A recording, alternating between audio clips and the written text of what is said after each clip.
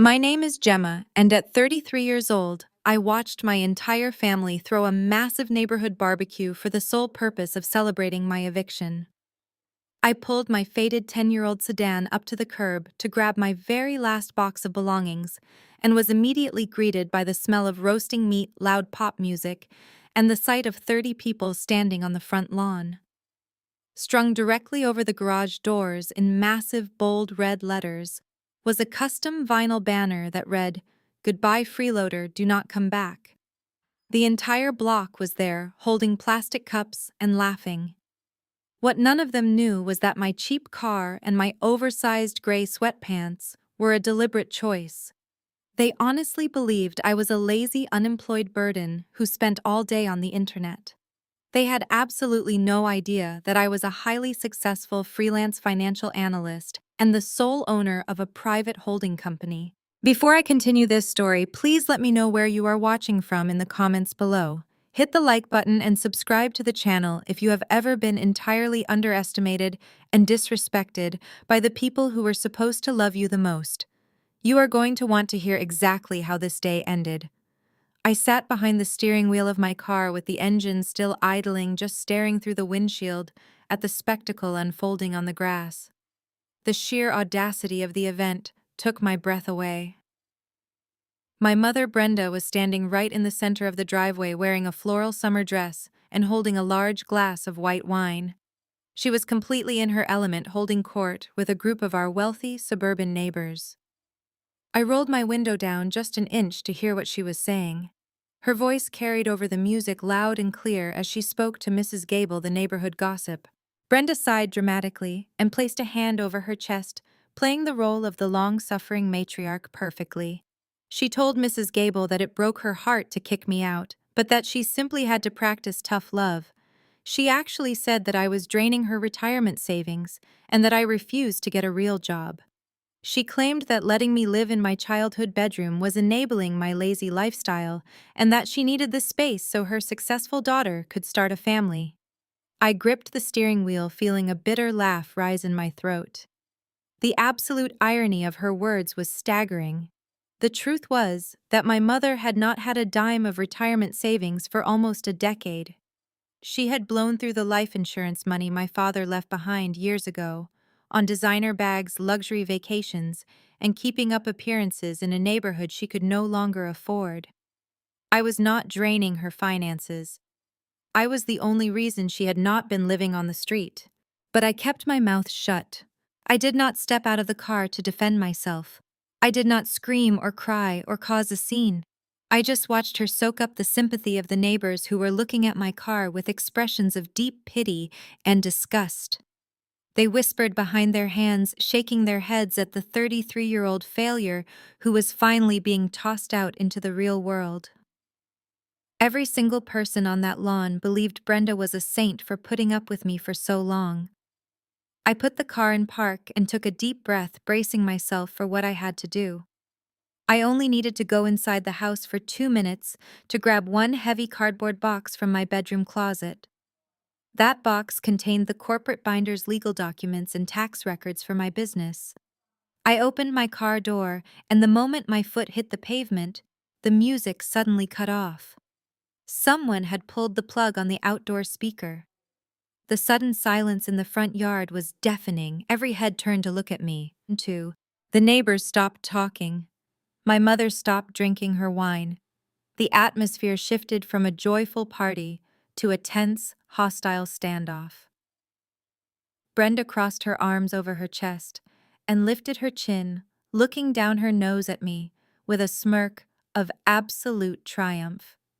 She stepped forward and loudly announced to the crowd that the guest of honor had finally dragged herself out of bed. The neighbors chuckled cruelly. I kept my face completely blank. I did not give her the satisfaction of seeing how much her public betrayal stung. I simply locked my car and started walking up the driveway toward the front door. Before I could even reach the porch, the sliding glass door at the back of the house slammed open and my Uncle Gary stumbled out onto the patio. He was already completely intoxicated, gripping a half-empty bottle of cheap beer in his red, sweaty hand. Gary was my mother's older brother, and a man who had not held down a steady job in 15 years, but who somehow felt entirely qualified to judge my life. He spotted me walking up the driveway, and his face twisted into an ugly sneer. He pushed his way through the crowd of neighbors, pointing his beer bottle directly at me. He shouted at the top of his lungs, echoing across the entire street, that I was 33 years old, with absolutely no career and no future. He screamed that my poor father had worked his fingers to the bone to feed my lazy, ungrateful mouth for years, and that I was nothing but a parasite. His words were slurred, but the venom behind them was crystal clear. He stepped closer, getting right into my personal space, reeking of alcohol and stale smoke, telling me that I was a disgrace to the family name and that he was thrilled to finally see me thrown out into the gutter where I belonged.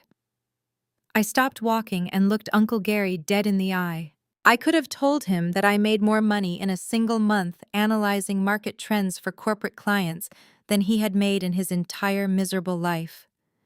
I could have pointed out that he was currently standing on property that he had absolutely no claim to. But I held my tongue. The silence seemed to embolden the rest of my family. From the side of the yard, I heard a loud, booming laugh. It was Terrence, my brother-in-law.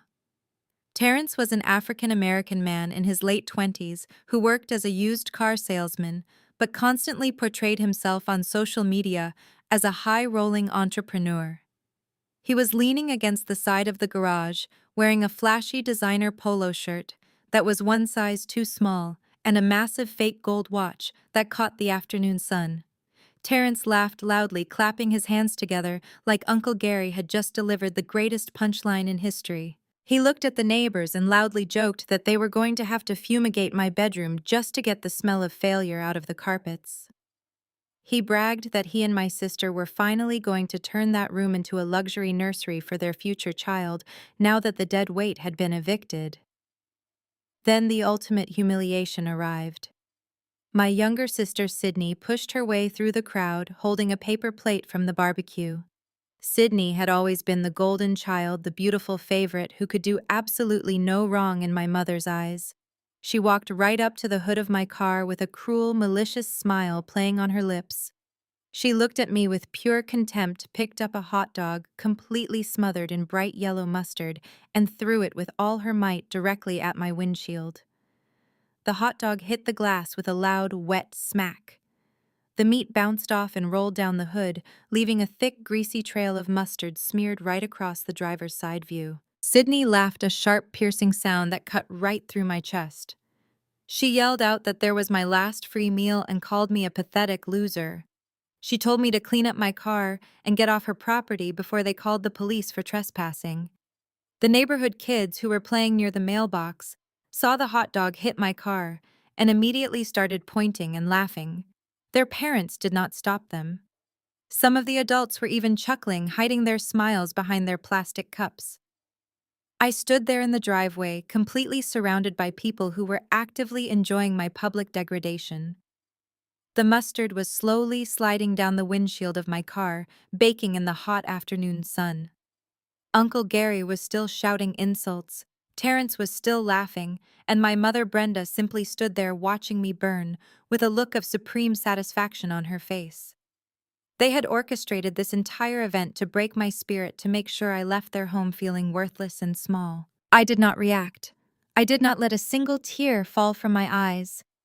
I looked at Sydney, then at Terrence, then at my mother.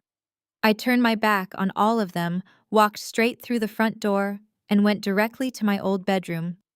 I picked up the heavy cardboard box containing my corporate documents and carried it back out to my car. As I walked past the crowd for the final time, I pulled my phone from my sweatpants pocket. I turned around and calmly took a crystal-clear photograph of the giant banner, the smeared mustard on my windshield, and my family laughing underneath it. I secured my box in the passenger seat, started the engine, and drove away without a single word, leaving them to celebrate their terrible financial mistake. I stood in the driveway as yellow mustard slowly slid down my windshield. The laughter of my family and neighbors echoed around me like a physical blow. Uncle Gary was chuckling, taking another swig of beer while Terrence patted his back, My sister Sydney grinned, clearly proud of her stunt. My mother Brenda watched me with a smug, satisfied expression. Any normal person would have snapped. They would have screamed, cried, or thrown a tantrum on the grass. That was exactly what Brenda wanted. She wanted a scene to play the victim and tell the neighborhood how unstable her oldest daughter was. I refused to give her that satisfaction. I took a slow, deep breath, letting the cool logic of my profession take over. In finance, you never reveal your hand until the deal is closed. I looked at Sydney, shifted my gaze to Terence, and finally locked eyes with my mother. I kept my face entirely blank, masking any emotion. The silence stretched on, and I could see confusion flicker in Brenda's eyes. She expected a fight. Instead, I turned my back on the crowd, walking calmly toward the front door. The neighbors parted as I moved through them. Nobody said a word. The heavy thud of my sneakers on the concrete walkway was the only sound I focused on. I reached the porch, turned the brass knob, and stepped inside the house. The moment the heavy wooden door shut behind me, the loud thumping bass of the outdoor music became a dull, muffled hum. The air conditioning wrapped around me, a stark contrast to the stifling heat outside. I stood in the foyer looking around the living room. Brenda had recently redecorated using money she did not actually have to buy, expensive velvet sofas and crystal lamps that looked entirely out of place. She tried hard to project an image of effortless wealth. I walked down the hallway, tracing my fingers lightly along the familiar patterned wallpaper. For a brief second, a wave of nostalgia washed over me. I remembered my father teaching me to ride a bike in the cul-de-sac and helping me with math homework at the kitchen island. He was a good man who worked incredibly hard to provide for us, but completely spoiled my mother and sister. When he passed away, he left them everything, but they squandered it all. They thought I was a failure because I chose to work quietly in sweatpants from my bedroom instead of putting on a flashy suit for a downtown office. I pushed open my bedroom door. It was completely bare. Sydney and Terence had already brought in paint samples and baby catalogs, scattering them across the hardwood floor. They were eager to erase my existence. In the center of the empty room sat one heavy cardboard box. It was the only thing I had left to take. I walked over to the box, staring down at the thick black packing tape securing the top flaps. To my mother and sister, this box just looked like trash containing the worthless belongings of a jobless spinster. They had no idea what was actually inside. This single box held the entire foundation of my secret life. Inside were the leather-bound corporate binders for Oak Harbor Holdings. Inside were the certified tax returns proving my seven-figure income as a freelance financial analyst.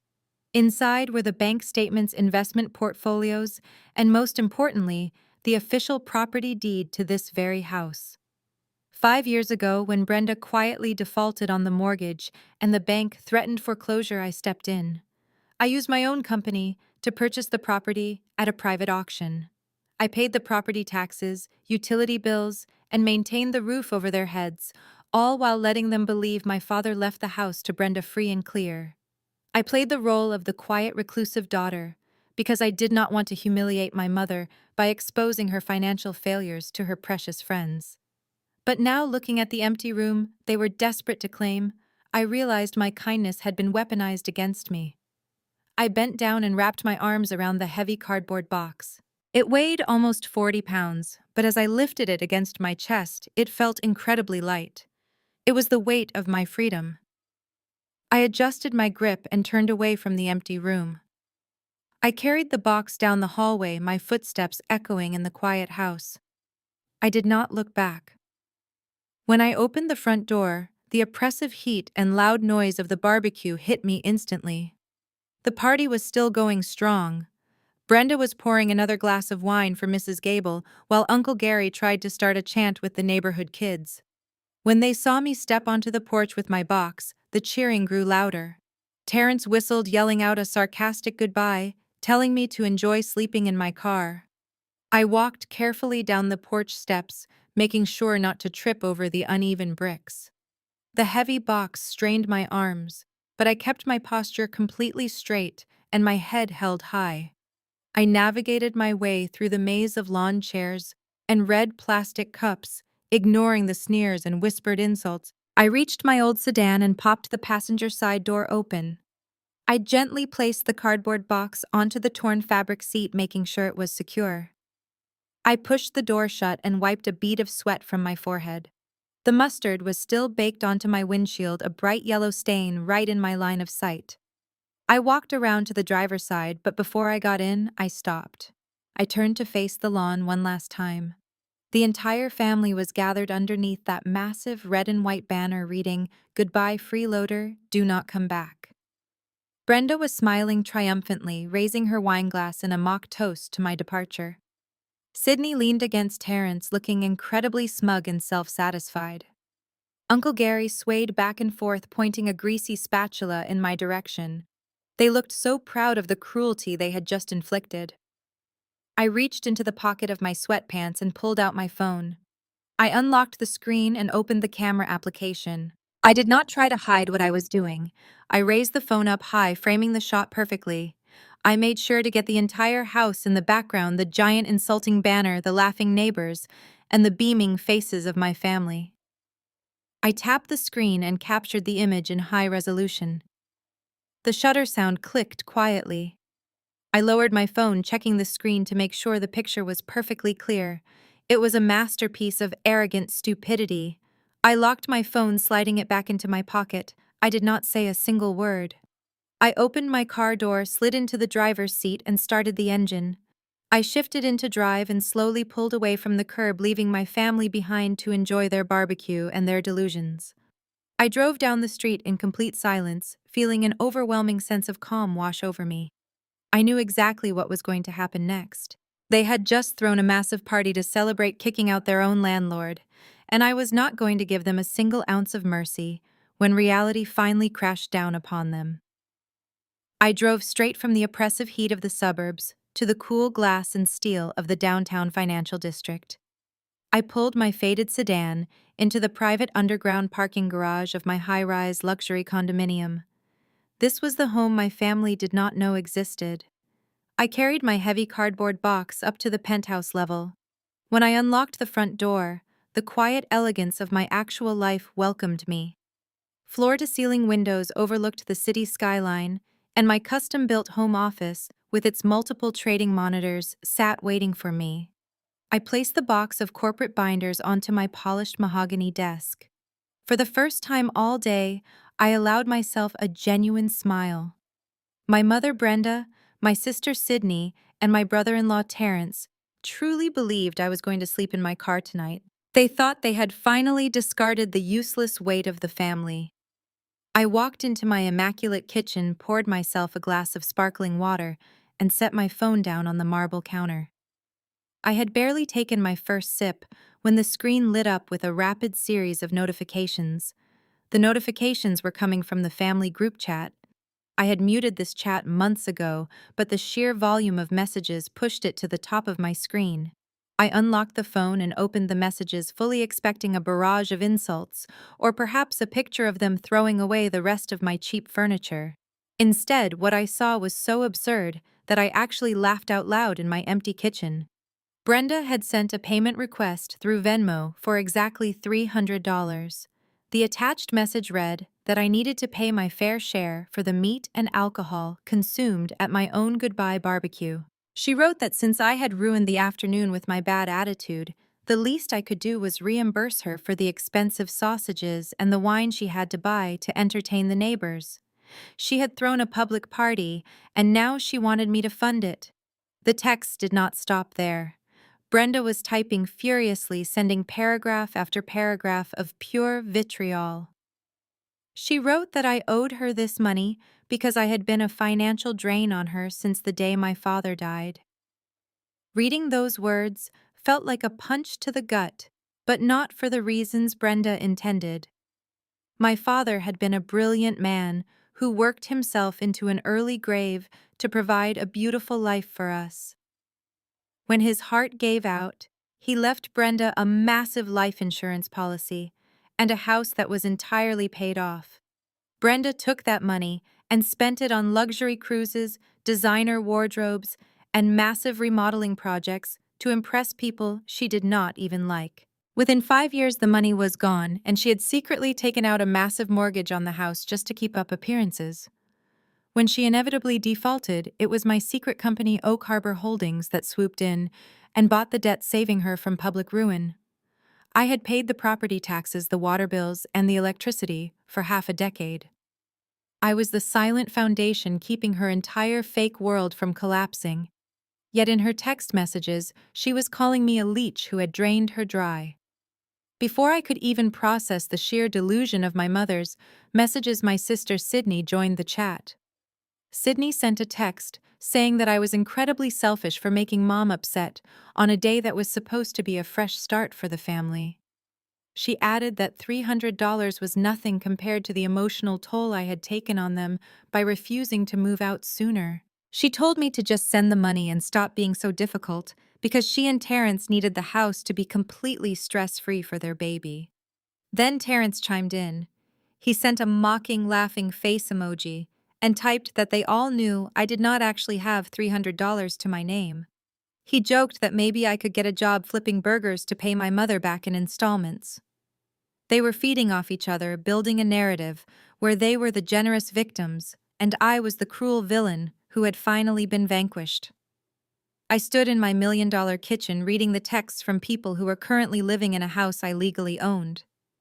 The absolute disconnect from reality was staggering.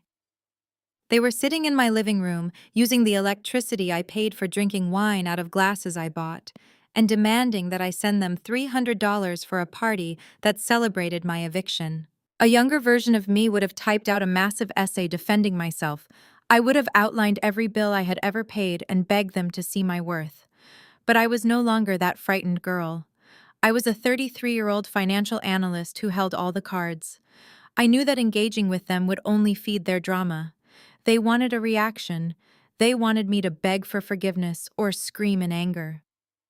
I placed my water glass in the sink. I tapped the reply bar at the bottom of the group chat. I did not type a single word. I simply selected the yellow thumbs up emoji and hit send.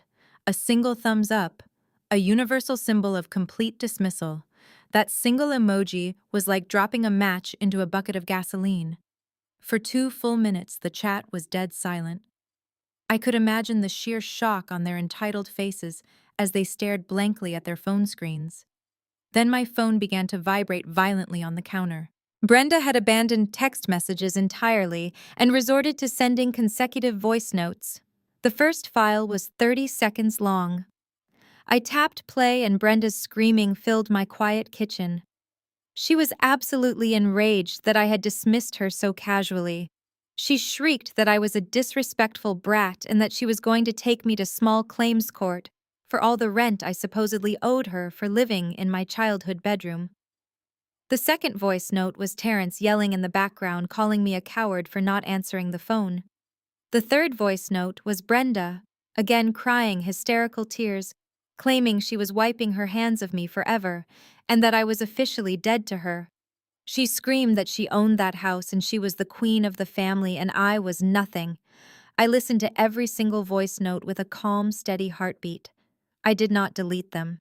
I saved every single audio file directly to my secure cloud storage. They were handing me all the legal ammunition I would ever need. They were digging their own graves with every word, and I was more than happy to hand them the shovel. Let them believe they won today. Their fake empire was about to come crashing down. I placed my phone face down on the marble counter for a moment, letting the sheer insanity of my mother's voice notes wash over me. I poured myself another glass of water and walked over to the floor-to-ceiling windows of my penthouse, looking out at the glittering city skyline. I should have felt angry. I should have felt a deep sense of betrayal. But all I felt was a strange clinical curiosity. I wanted to see exactly how far they were willing to take this delusion. I picked up my phone again and opened the Instagram application. Right at the top of the screen, my sister Sydney's profile picture was glowing with a bright pink and orange ring, indicating that she was currently broadcasting a live video to her thousands of followers. Sydney had always been obsessed with projecting a perfect life online, and I knew she would not miss the opportunity to milk this situation for sympathy and attention. I tapped her profile picture, and the live video filled my screen. The camera was pointed directly at the large bay windows of the master bedroom I had just vacated hours ago. Sydney was standing in the center of the room, holding the phone high above her head to find her best angle. She was wearing a perfectly styled maternity dress and a glowing smile that looked completely rehearsed. Behind her, Terrence was pacing around the room, rubbing his hands together like he had just won the lottery. He was still wearing that tight designer polo shirt and the massive fake gold watch that he loved to flaunt. The viewer count on the live stream was climbing rapidly, and the comments section was flooding with heart emojis from Sydney's friends and followers. Sydney looked directly into the camera and let out a breathless, excited squeal. She announced to her audience that she and Terrence had the most amazing, incredible news to share. She dramatically placed a hand over her pregnant stomach and declared that her generous, wonderful mother, Brenda, had officially gifted them the entire family estate so they could raise their new baby in absolute luxury. I watched the screen in quiet disbelief. Gifted them the estate. Brenda did not own a single brick of that house, but she had somehow convinced her golden child that she was passing down a massive real estate empire. Terrence stepped into the frame, wrapping his arm around Sydney's waist and leaning into the camera. He put on his best confident businessman voice, the one he used when trying to upsell used cars at the dealership. He told the viewers that they were officially stepping into generational wealth.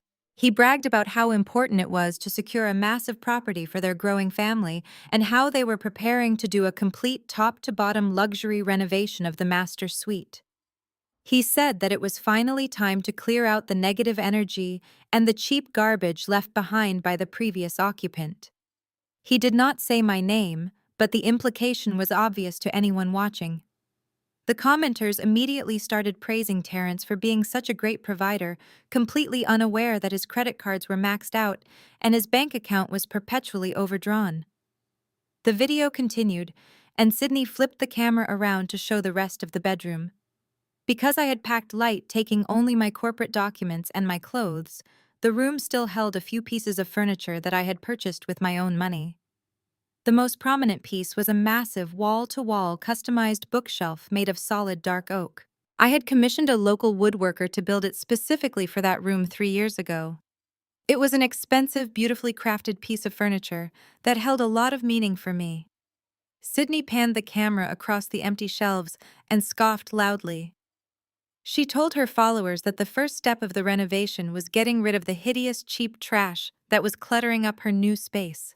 She called my custom oak bookshelves a tacky eyesore and complained that the rooms smelled like failure. Terrence eagerly stepped back into the frame, ready to perform for the live audience. He puffed out his chest and announced that he was taking out the trash right now. He walked over to the customized bookshelves and grabbed the edge of the solid oak frame. I watched in absolute fascination as my brother-in-law strained against the weight of the heavy wood. He called out to Uncle Gary, who was apparently standing just outside the bedroom door, still drunk from the barbecue. Gary stumbled into the frame, his face red and sweaty. Together, Terrence and Uncle Gary began to violently yank the custom shelves away from the wall. They were not using tools. They were just ripping the wood apart with brute force. The sound of splintering oak and tearing drywall echoed through my phone speaker. Sydney laughed behind the camera, cheering them on like they were performing a heroic act. She told the viewers that real men know how to take charge and clear out the old to make way for the new. Terrence and Gary managed to break the shelves into 2 massive, jagged pieces. Terrence grabbed the larger half, dragging it across the hardwood floor, leaving deep, visible scratches in the polished wood. Sydney followed them with the camera, walking down the hallway and out the front door. A large rented metal dumpster was sitting in the driveway right where my car had been parked an hour ago. Terrence hoisted the broken oak shelf over his head, straining under the weight, and hurled it directly into the metal dumpster. It crashed with a loud, echoing bang, shattering into a dozen unfixable pieces. Uncle Gary followed closely behind, throwing the remaining pieces of wood into the trash. Terrence stood in front of the dumpster, dusting off his hands and looking directly into the camera lens. He smirked and told the audience that this was what happened when you finally stop letting dead weight drag your family down. He promised that the new nursery was going to look like a luxury magazine spread and thanked everyone for tuning in. Sydney blew a kiss to the camera and ended the live stream. The screen on my phone went dark and my kitchen was quiet once again. I stood there processing what I had just witnessed. Any other person would be furious to see their expensive custom furniture destroyed and thrown into a dumpster on a public broadcast. But my mind did not work like that. My mind worked in numbers, contracts, and legal liabilities. I tapped the screen and opened my photo gallery. I had screen recorded the entire Instagram live stream from the moment Sydney started talking to the moment Terrence destroyed the shelves. I watched the replay, verifying that the audio and video were perfectly clear. I had just documented my sister and brother-in-law publicly claiming ownership of a house they did not own. More importantly, I had high-definition video evidence of Terrence maliciously destroying expensive fixtures inside a property that legally belonged to Oak Harbor Holdings. They thought they were flexing their new wealth to their friends. In reality, Terrence had just filmed himself committing willful property damage and vandalism against his own landlord. The drywall damage alone would cost thousands to repair, and the custom oak shelves were valued at over $5,000. Terrence had essentially just handed me a signed confession. I opened my email application and attached the screen recording, along with the saved voice notes from Brenda. I typed out a quick message to my corporate attorney explaining that the unauthorized occupants of the property had begun destroying fixtures and asked him to add the value of the custom shelves to the upcoming list of financial damages. I hit send and set my phone down. They were acting like kings in a castle built on sand, and with every arrogant move they made, the tide was rushing in closer. I poured myself another glass of water, feeling completely at peace, knowing that their public bragging was going to be the exact evidence used to completely ruin them. The next morning, the sun rose over the city skyline, casting a bright golden glow across the multiple monitors on my polished mahogany desk. I had been awake since 5 in the morning, reviewing corporate portfolios and finalizing client accounts. My phone buzzed gently against the smooth wood surface. It was an automated text message from the Postal Service confirming that a piece of certified mail had just been successfully delivered and signed for at my childhood address. I felt a slow, satisfied smile spread across my face. The legal machinery I had set into motion was finally engaging its gears. I picked up my phone and opened the application for the exterior security cameras installed at the house. 2 years ago, I had paid out of my own pocket to have a state-of-the-art security system wired around the perimeter of the entire property. I had told my mother, Brenda, it was to keep her safe from neighborhood package thieves. She had bragged to all her friends about the expensive cameras, but she never once bothered to learn how to log into the system or check the recorded footage. She just assumed I was being overly paranoid, because I was the registered owner of the property and the sole name on the internet utility bill. The master administrative access belonged entirely to me. I tapped the screen and pulled up the live feed from the high-definition camera mounted directly above the front porch. The audio and video quality were crystal clear. The camera was pointed right at the front walkway and the large brick mailbox sitting at the edge of the manicured lawn. I watched as Brenda walked out of the front door, wearing a ridiculously expensive silk morning robe that she had purchased on a maxed-out credit card. She was holding a steaming mug of coffee in one hand and her smartphone in the other. A postal worker was walking back to his delivery truck, having just handed her a thick white envelope. Brenda took a sip of her coffee and stared down at the envelope with a look of mild annoyance. She did not recognize the return address. It clearly stated Oak Harbor Holdings, LLC, in bold black ink across the top left corner. Inside that envelope was a formal, legally binding 30-day notice of lease termination. Because I had allowed my family to live in the house rent-free for the past 5 years, they were legally classified as month-to-month tenants under state law. I could not just change the locks and throw their things out on the street. That would be an illegal eviction, and it would give them grounds to sue me for damages. My corporate attorney had drafted the notice perfectly. It stated that the owner of the property was formally terminating their residency and that they had exactly 30 days to vacate the premises entirely. If they failed to leave within that specific time frame, the property owner would file an unlawful detainer lawsuit to have them forcibly removed by the county sheriff. It was a standard cut-and-dry legal document designed to protect my assets and give them a reasonable window to find a new place to live. I turned the volume up on my phone as Brenda ripped open the top of the envelope and pulled out the crisp white pages. I watched her eyes scan the complex legal jargon. She stopped walking and stood completely frozen in the middle of the driveway, her face twisted from confusion into absolute outrage. She shoved her coffee mug onto the flat top of the brick mailbox and violently tapped the screen of her phone. She was initiating a video call. A few seconds later, the loud ringing sound stopped and I heard Sydney's voice coming from the speakerphone. Sydney sounded groggy, asking why Brenda was calling so early in the morning. Terrence mumbled something in the background, complaining about the sudden noise waking him up. Brenda did not even say good morning. She held the legal document up to the camera and started ranting at the top of her lungs. She yelled that some scam artist real estate company was trying to steal their historic family estate. She read the name Oak Harbor Holdings LLC out loud, completely butchering the pronunciation of the legal terms that followed. She told Sydney that these pathetic internet scammers must have looked up public records and sent out fake eviction notices, hoping to scare elderly homeowners into paying fraudulent fees. The sheer arrogance in her voice was astonishing.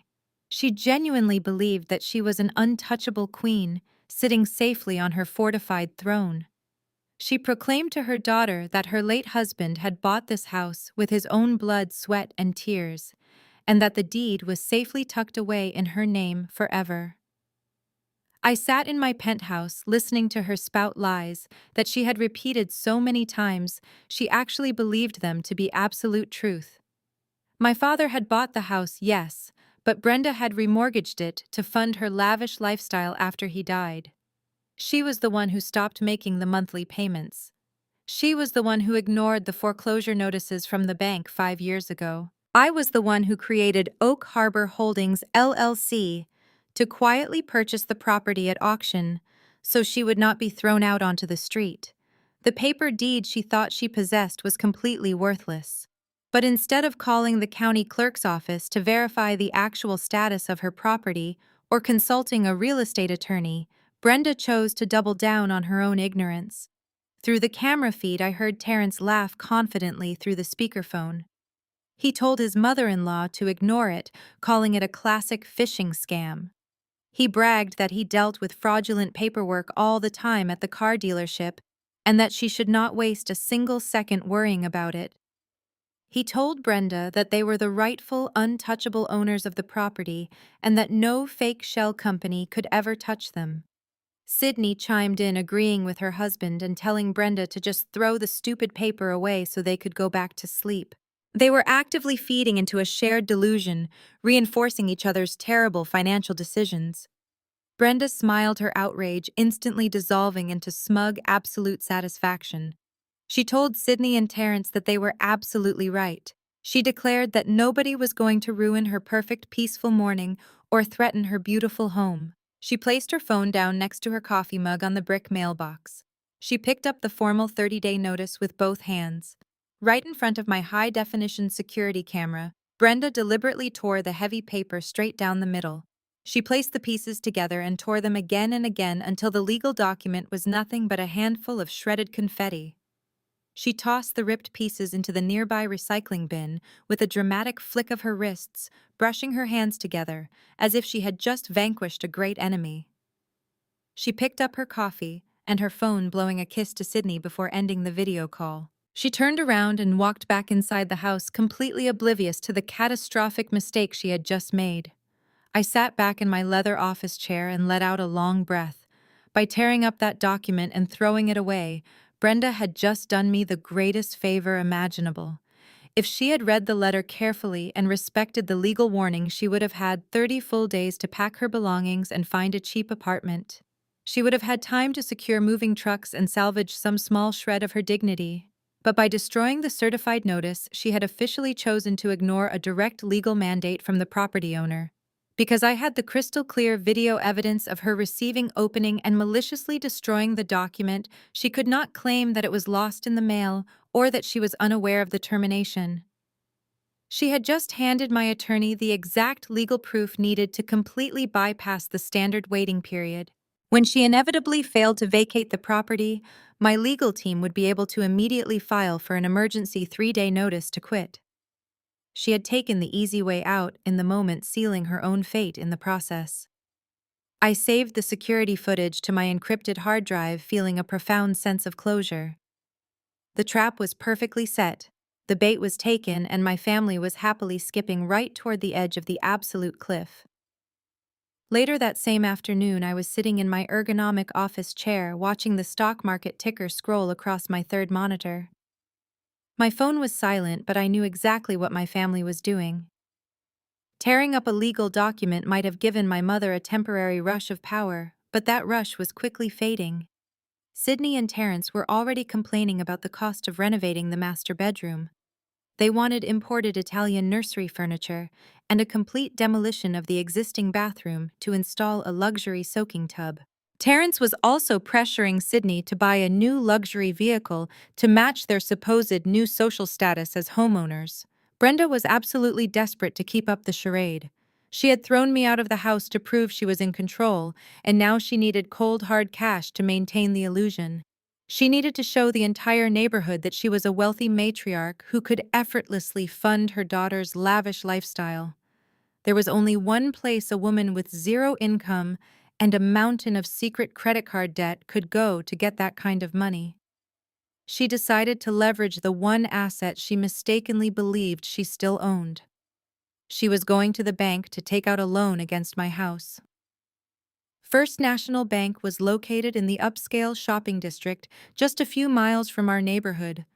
It was a massive brick building with tall glass doors and a pristine polished marble interior. Brenda arrived right in the middle of the busy afternoon lunch rush. She had spent 2 full hours getting ready, styling her hair perfectly, and putting on a ridiculous amount of expensive perfume. She walked through the heavy glass doors wearing a tailored designer suit that she had purchased on a department store credit card just a week prior. She was holding a faux crocodile skin handbag draped over her forearm like a shield of armor. The bank lobby was moderately busy, with a long line of ordinary people waiting patiently to deposit checks or ask questions about their savings accounts.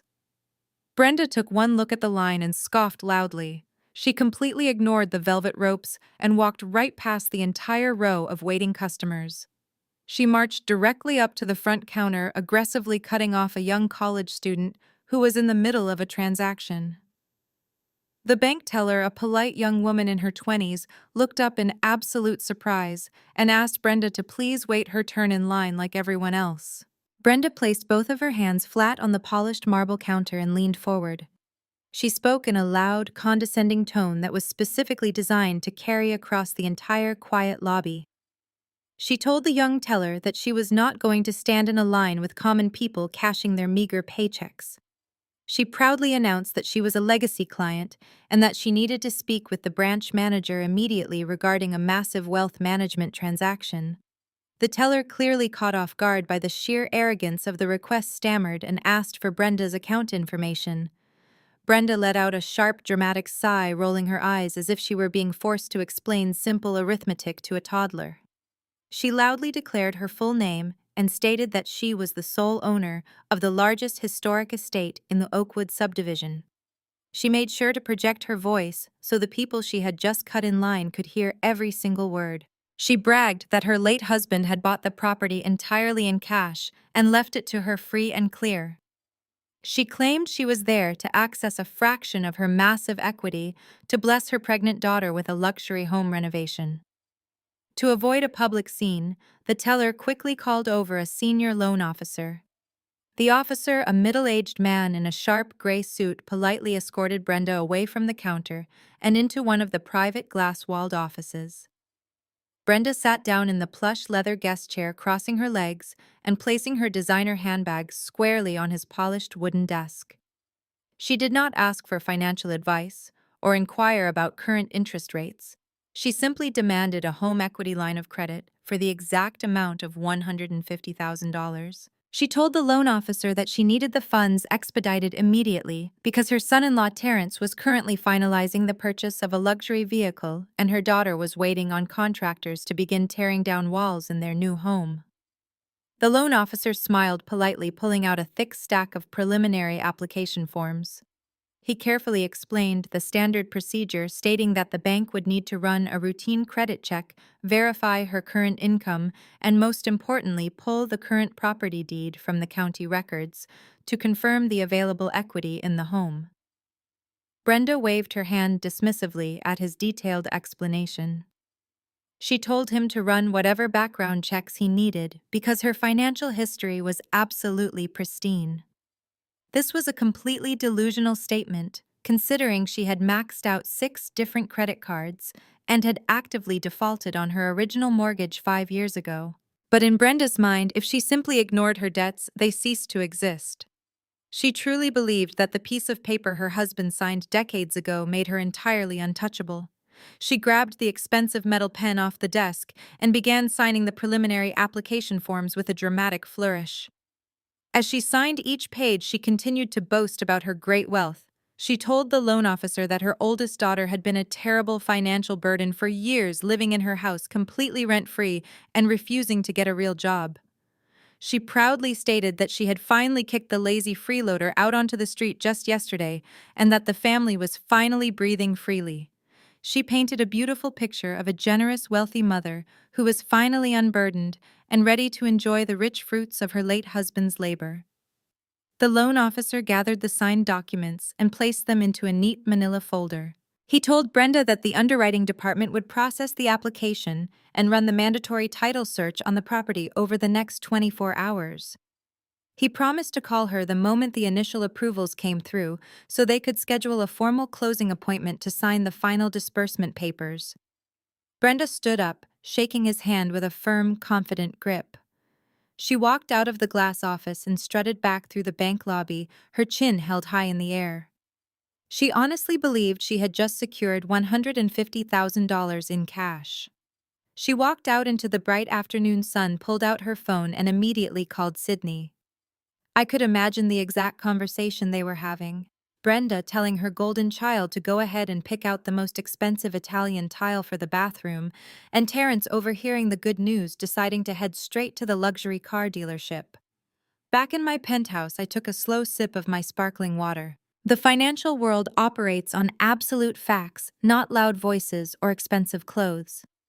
When you apply for a home equity line of credit, the bank does not care about your designer handbag or the fictional stories you tell the tellers. The bank only cares about the legal chain of title. I knew exactly what the underwriting department at First National Bank was going to find when they ran a search on that residential address. They were not going to find Brenda's name. They were going to find the dark, ugly truth that Brenda had kept hidden from her precious neighborhood friends for half a decade. They were going to pull up the county public records and see the massive foreclosure judgment. They were going to see the auction transfer documents. And finally, they were going to see the name of the legal owner sitting proudly at the top of the registered deed. Oak Harbor Holdings, LLC. Brenda had just walked into a federally insured financial institution and formally applied for a massive loan using a property she did not legally own as collateral. She had essentially just committed mortgage fraud on paper. I leaned back in my chair, feeling completely relaxed. She had armed the bomb herself. All I had to do was sit back and wait for the bank to push the detonator. While Brenda was marching out of First National Bank completely convinced that she had just secured a massive influx of cash, she immediately pulled out her phone and called Sydney. I could imagine the sheer excitement in my mother's voice as she told her golden child that the bank had approved the home equity loan and that the money was practically already sitting in their accounts. When Sydney put the call on speakerphone inside the master bedroom, my brother-in-law Terrence heard every single word. That was all the validation he needed. He had been waiting for this exact moment. He looked at Sydney and told her to get dressed, because it was finally time to upgrade their lifestyle to match their new status as the owners of the most expensive property in the Oakwood subdivision. Terrence walked over to the closet and pulled out his flashiest outfit. He put on a tight designer polo shirt that prominently displayed a massive luxury brand logo across the chest. He strapped his heavy fake gold watch onto his wrist, making sure it caught the light perfectly. Sydney slipped into a high-end maternity dress she had bought using one of Brenda's maxed-out credit cards. They wanted to project an image of absolute effortless wealth. They walked out to Terrence's old car and drove straight to the high-end luxury auto mall on the affluent west side of the city. They completely bypassed the standard car lots and headed directly for the massive glass showroom of the Tesla dealership. Terrence parked his old car as far away from the front doors as possible so the sales staff would not see what he was currently driving. He grabbed Sydney's hand and they strutted through the sliding glass doors like they owned the entire building. The showroom was immaculate with pristine white floors and brilliant overhead lighting that made the electric vehicles gleam. Terrence puffed out his chest and immediately began looking around for an employee to command. He did not want to quietly browse. He wanted an audience. A young salesman wearing a crisp, white button-down shirt approached them with a polite smile holding a sleek digital tablet. Before the young man could even introduce himself, Terrence held up a hand and loudly announced that they were not there to waste time looking at the base models. He declared that his wife was pregnant with the heir to their family real estate empire, and that they needed the safest, most luxurious vehicle on the showroom floor. The salesman quickly adjusted his approach, recognizing a customer who wanted to be flattered. He led them directly to the center of the room, where a brand-new Model X was parked under a bright spotlight. The car was painted a deep metallic black with massive premium alloy wheels. The salesman pressed a button on his tablet, and the rear gull-wing doors slowly rose into the air, revealing a pristine white vegan leather interior. Sydney let out an exaggerated gasp of delight. She immediately climbed into the passenger seat, running her hands over the dashboard and talking loudly about how perfectly the white interior would match her new designer diaper bags. Terrence walked around the vehicle, nodding his head in approval. He began demanding every single premium upgrade available. He told the salesman to add the full self-driving capability, the premium sound system, the highest capacity battery pack, and the custom towing package. He was speaking loudly, making sure the other customers in the showroom heard him ordering tens of thousands of dollars in optional features. He bragged to the salesman that he needed the absolute best because his property management company was having a record-breaking year, and money was simply no object. The young salesman tapped the upgrades into his tablet, his eyes widening slightly as the total purchase price climbed well over $110,000. He politely invited Terrence and Sydney into one of the private glass-walled finance offices to finalize the paperwork and secure the vehicle allocation. Terrence sat down in the modern leather guest chair, crossing his legs and leaning back with an arrogant smirk. Sydney sat next to him, holding his hand and smiling proudly at her wealthy, successful husband. The finance manager, a serious-looking woman with wire-rimmed glasses, came into the office and sat behind the heavy wooden desk. She congratulated them on their beautiful custom vehicle and asked for Terrence's driver's license and social security number to begin the standard credit application. This was the moment where the illusion should have completely shattered. Terrence handed over his information, projecting complete confidence. He watched as the finance manager typed his details into her computer and waited for the credit bureaus to return his score. The finance manager's smile faltered slightly as she looked at her monitor. Terrence's actual credit report was a complete disaster area. It was littered with late payments, maxed-out revolving accounts, and a dismal credit score that barely hovered above the subprime cutoff. She looked up at Terrence and politely explained that due to his current debt-to-income ratio, they would need a very substantial down payment to get the aggressive financing terms approved through their premier lending partners. Terrence did not miss a beat.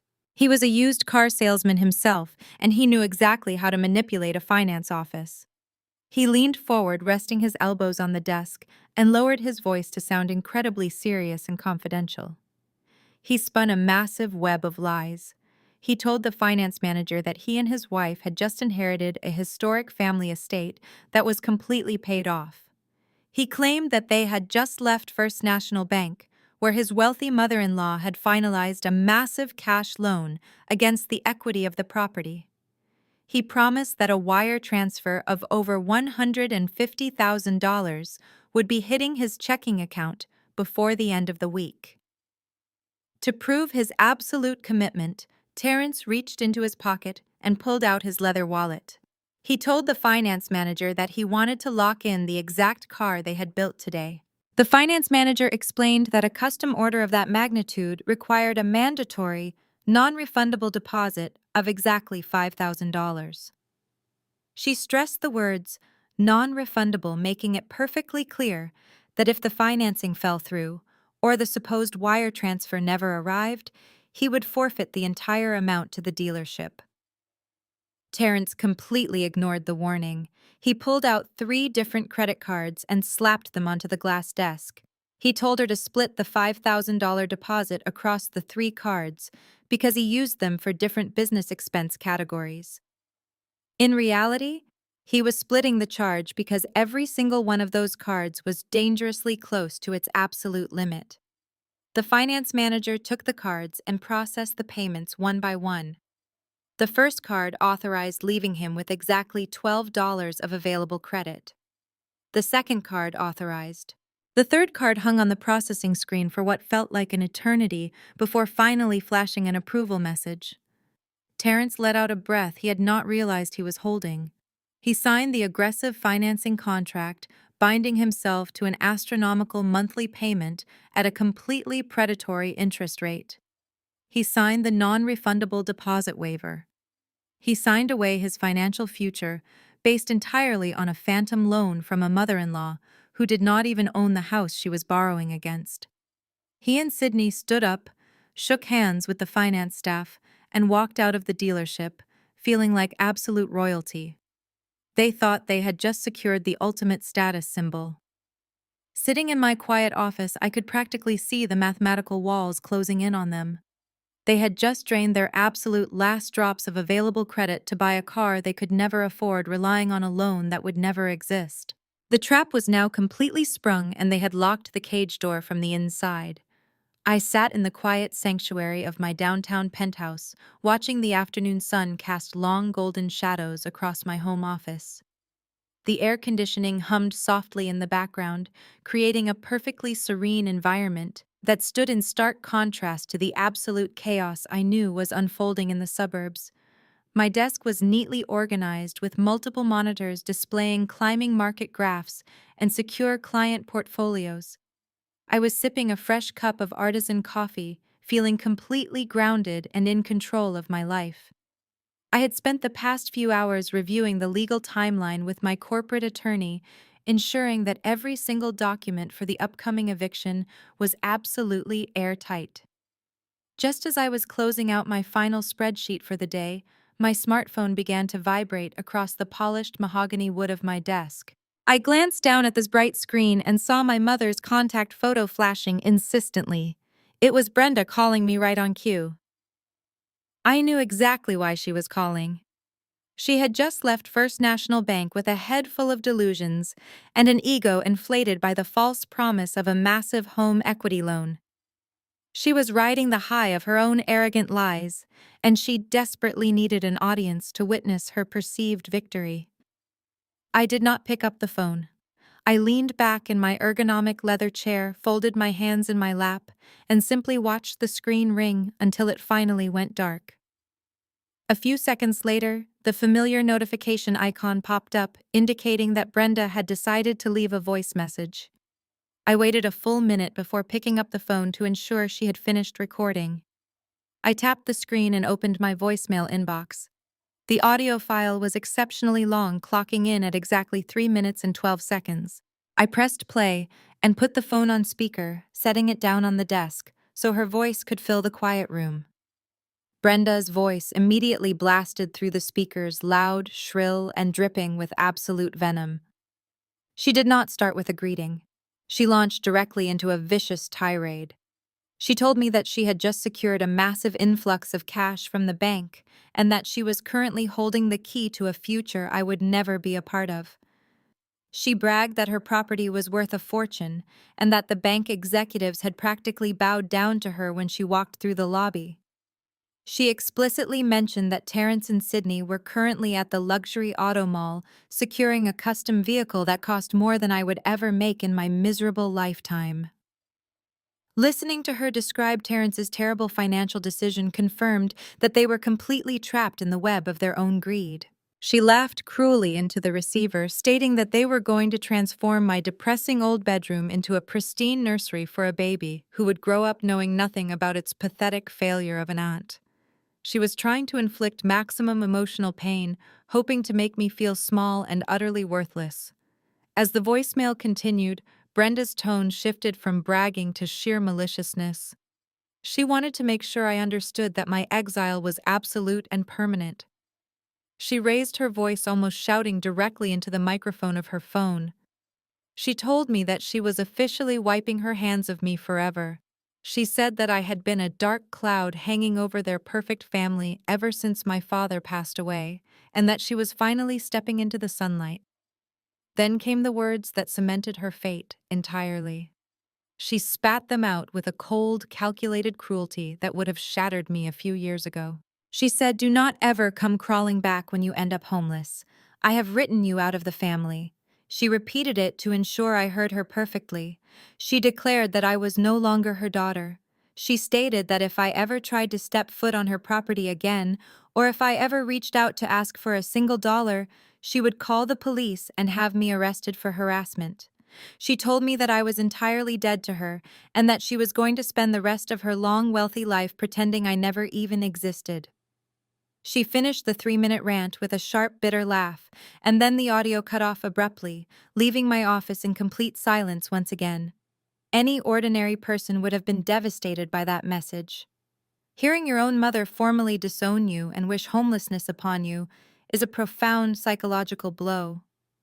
But as I sat there in my luxurious high-rise office, I did not shed a single tear. I did not feel a pang of rejection or a sudden urge to call her back and defend myself.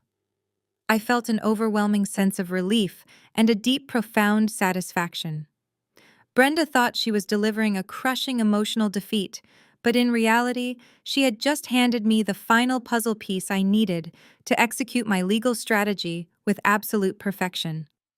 In family court or eviction proceedings, judges will often show leniency if a tenant can prove familial hardship, or if they can argue that a sudden eviction would fracture a close family unit. Brenda had just completely eliminated that defense. She had explicitly and voluntarily stated on a recorded line that we were no longer a family. She had formally disowned me and demanded that I never contact her again. She had legally defined our relationship as entirely estranged. I calmly picked up my phone and exported the audio file. I did not just save it to my device. I uploaded it directly to my secure cloud storage and then attached it to a new email addressed to my corporate attorney. I typed out a brief message instructing him to add this audio recording to the eviction file as proof of voluntary estrangement and hostile intent from the unauthorized occupants. I hit send, watching the progress bar complete the transfer in a matter of seconds. I had now secured irrefutable proof of her tearing up the legal notice video evidence of Terrence destroying the custom property fixtures, and a clear audio recording of the primary occupant legally severing all family ties. They had systematically stripped away every single legal protection they might have had. I walked over to my massive floor-to-ceiling windows looking out at the city streets far below. The traffic moved in a steady rhythmic flow, completely indifferent to the petty dramas of the people inside the buildings. I took a deep breath of the cool, conditioned air. My mother had told me not to come crawling back when I ended up homeless. The tragic irony was that she was the one sitting on a ticking time bomb of eviction debt and absolute public ruin. I turned away from the window and went back to my desk to finish my workday. The emotional ties were officially cut, and now there was nothing left to do but let the cold, hard reality of the American legal system run its course. Exactly 3 days after Brenda submitted her application, the underwriting department at First National Bank completed their mandatory property title search. Brenda had received a vague phone call from her loan officer requesting that she come into the branch in person to discuss the final status of her application. In her deeply delusional mind, this meant only one thing. It was closing day. She immediately called Sydney and Terrence, telling them to put on their absolute best clothes because they were going to the bank to collect their massive check. She was completely oblivious to the fact that banks do not call you in for a sit-down meeting when an automated loan gets a standard approval. But Brenda was entirely blinded by her own greed and the desperate need to prove her supreme wealth to the world. Brenda wore a pristine white tailored suit that she had bought specifically for this occasion, completely ignoring the fact that her department store credit card was already past its maximum limit. She had spent the entire morning at the salon getting a professional blowout. Sydney squeezed herself into a highly expensive maternity dress that flowed around her ankles, carrying a designer handbag that cost more than her husband's monthly salary. Terrence went all out to look the part of the successful real estate investor. He wore a loud, custom-fitted blazer, a crisp black shirt, and his signature oversized fake gold watch. He spent a full hour polishing his leather shoes, wanting to look like a multimillionaire walking into his private vault. They piled into Terrence's car and drove to the financial district, completely high on their own supply of arrogance. When they arrived at First National Bank, they did not just walk through the front doors, they paraded. Brenda led the way, her chin held so high, it was a miracle she did not trip over the polished marble floors. She walked straight past the line of everyday customers, shooting them looks of profound pity. She marched directly to the receptionist's desk and loudly announced that she was there for a private closing appointment to collect her $150,000 home equity loan. She spoke loudly enough to ensure that the entire lobby knew exactly how wealthy she supposedly was. Sydney and Terrence stood right behind her, nodding along and looking incredibly smug. The receptionist, a polite older woman, checked her computer screen and asked them to please have a seat in the VIP waiting area. She noted that the branch manager would be with them shortly. Brenda scoffed at the idea of waiting, but agreed, taking a seat on a plush leather sofa. For the next 15 minutes, the three of them sat there loudly discussing their ridiculous financial plans. Terrence bragged about the Tesla Model X he had ordered, mentioning the custom white interior and the full self-driving package. He loudly proclaimed that driving an electric luxury vehicle was the only way to commute from their historic estate. Sydney chimed in, detailing her plans to hire a high-end interior decorator to completely gut and remodel my former bedroom. She laughed, talking about how nice it was to finally have the house completely free of my toxic energy. Brenda smiled, sipping a complimentary bottled water, agreeing that the house felt so much cleaner now that the dead weight had been evicted. Finally, the heavy glass door to the executive offices swung open. It was not the friendly middle-aged loan officer who had helped Brenda apply earlier in the week. Instead, it was the senior branch manager himself, a tall, imposing man named Mr. Harrison. He was wearing a dark navy suit and carrying a very thin manila folder. He did not have the thick stack of closing documents that Brenda was expecting to sign. He did not have a celebratory smile on his face. His expression was incredibly grim, professional, and completely devoid of warmth. He walked over to the waiting area and asked Brenda to please follow him into his private office.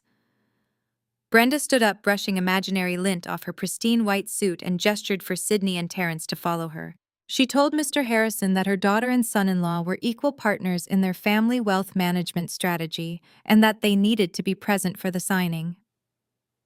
Mr. Harrison hesitated for a brief second, looking at Terrence and Sydney with a strange mixture of professional courtesy and deep, absolute pity.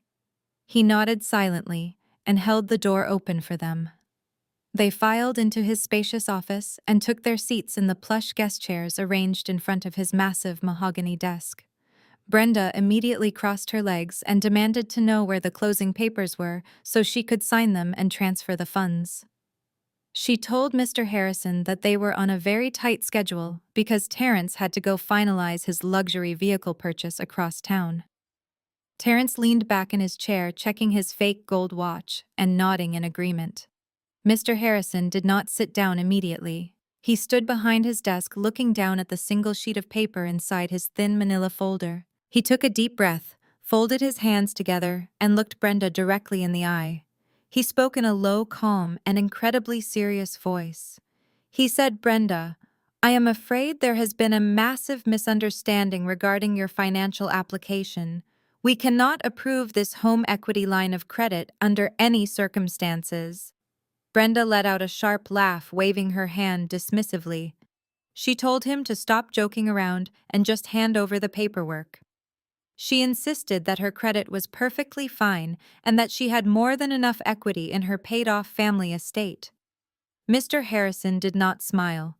He placed the single piece of paper flat on the desk and pushed it slightly toward her. He looked at her with an expression of absolute cold reality and stated the words that would shatter her entire universe. He said, "Brenda, you cannot take out a loan on this property because your name is not on the deed." The words hung in the air, heavy and absolute. The silence in the office was deafening. Terrence stopped checking his watch. Sydney's smug smile completely vanished from her face. Brenda stared at the branch manager as if he had just started speaking a foreign language. She blinked rapidly, her mind completely unable to process the factual statement she had just heard. She opened her mouth to speak, but no sound came out. She looked at the piece of paper on the desk, then back up to Mr. Harrison. She finally managed to stammer out a completely incoherent sentence demanding to know what kind of sick joke First National Bank was playing on one of their most loyal legacy customers. She slammed her hand down on the armrest of her leather chair, her voice rising in pitch and volume. She yelled that she had lived in that house for over 30 years and that her late husband had left it entirely to her. She demanded that Mr. Harrison go back to his computer system and fix whatever ridiculous glitch was preventing her from getting her money. But the computer was not broken. The reality she had been running from for 5 years had finally caught up to her right there in the middle of a quiet bank office. She had spent years treating me like a worthless burden while I secretly carried the weight of her entire world. And now, sitting in her designer suit, she was about to find out exactly who owned the ground beneath her feet. Brenda stared at Mr. Harrison as if he had just slapped her across the face. For a long, agonizing moment, the only sound in the spacious executive office was the quiet, rhythmic hum of the central air conditioning. Terrence shifted uncomfortably in his plush guest chair, the expensive leather squeaking loudly in the tense, oppressive silence. Sydney looked from the stern branch manager back to her mother, her perfectly groomed brow furrowed in deep, profound confusion. Brenda finally found her voice, but it was not her usual confident, commanding tone that she used to bully the neighborhood. It was a high-pitched, breathless gasp of pure, unadulterated indignation. She stood up so quickly that the back of her chair hit the wooden paneling of the wall behind her with a loud crack. She pointed a perfectly manicured, trembling finger directly at Mr. Harrison and accused him of being entirely incompetent at his job. She demanded that he stop playing ridiculous bureaucratic games and hand over the cashier check for $150,000 immediately. She insisted loudly that her late husband had paid for the massive Oakwood estate with his own hard-earned money and that the physical deed had been securely locked away in her name for well over a decade. She claimed that his banking system was clearly broken and that she was not going to leave the office until she got exactly what she came for.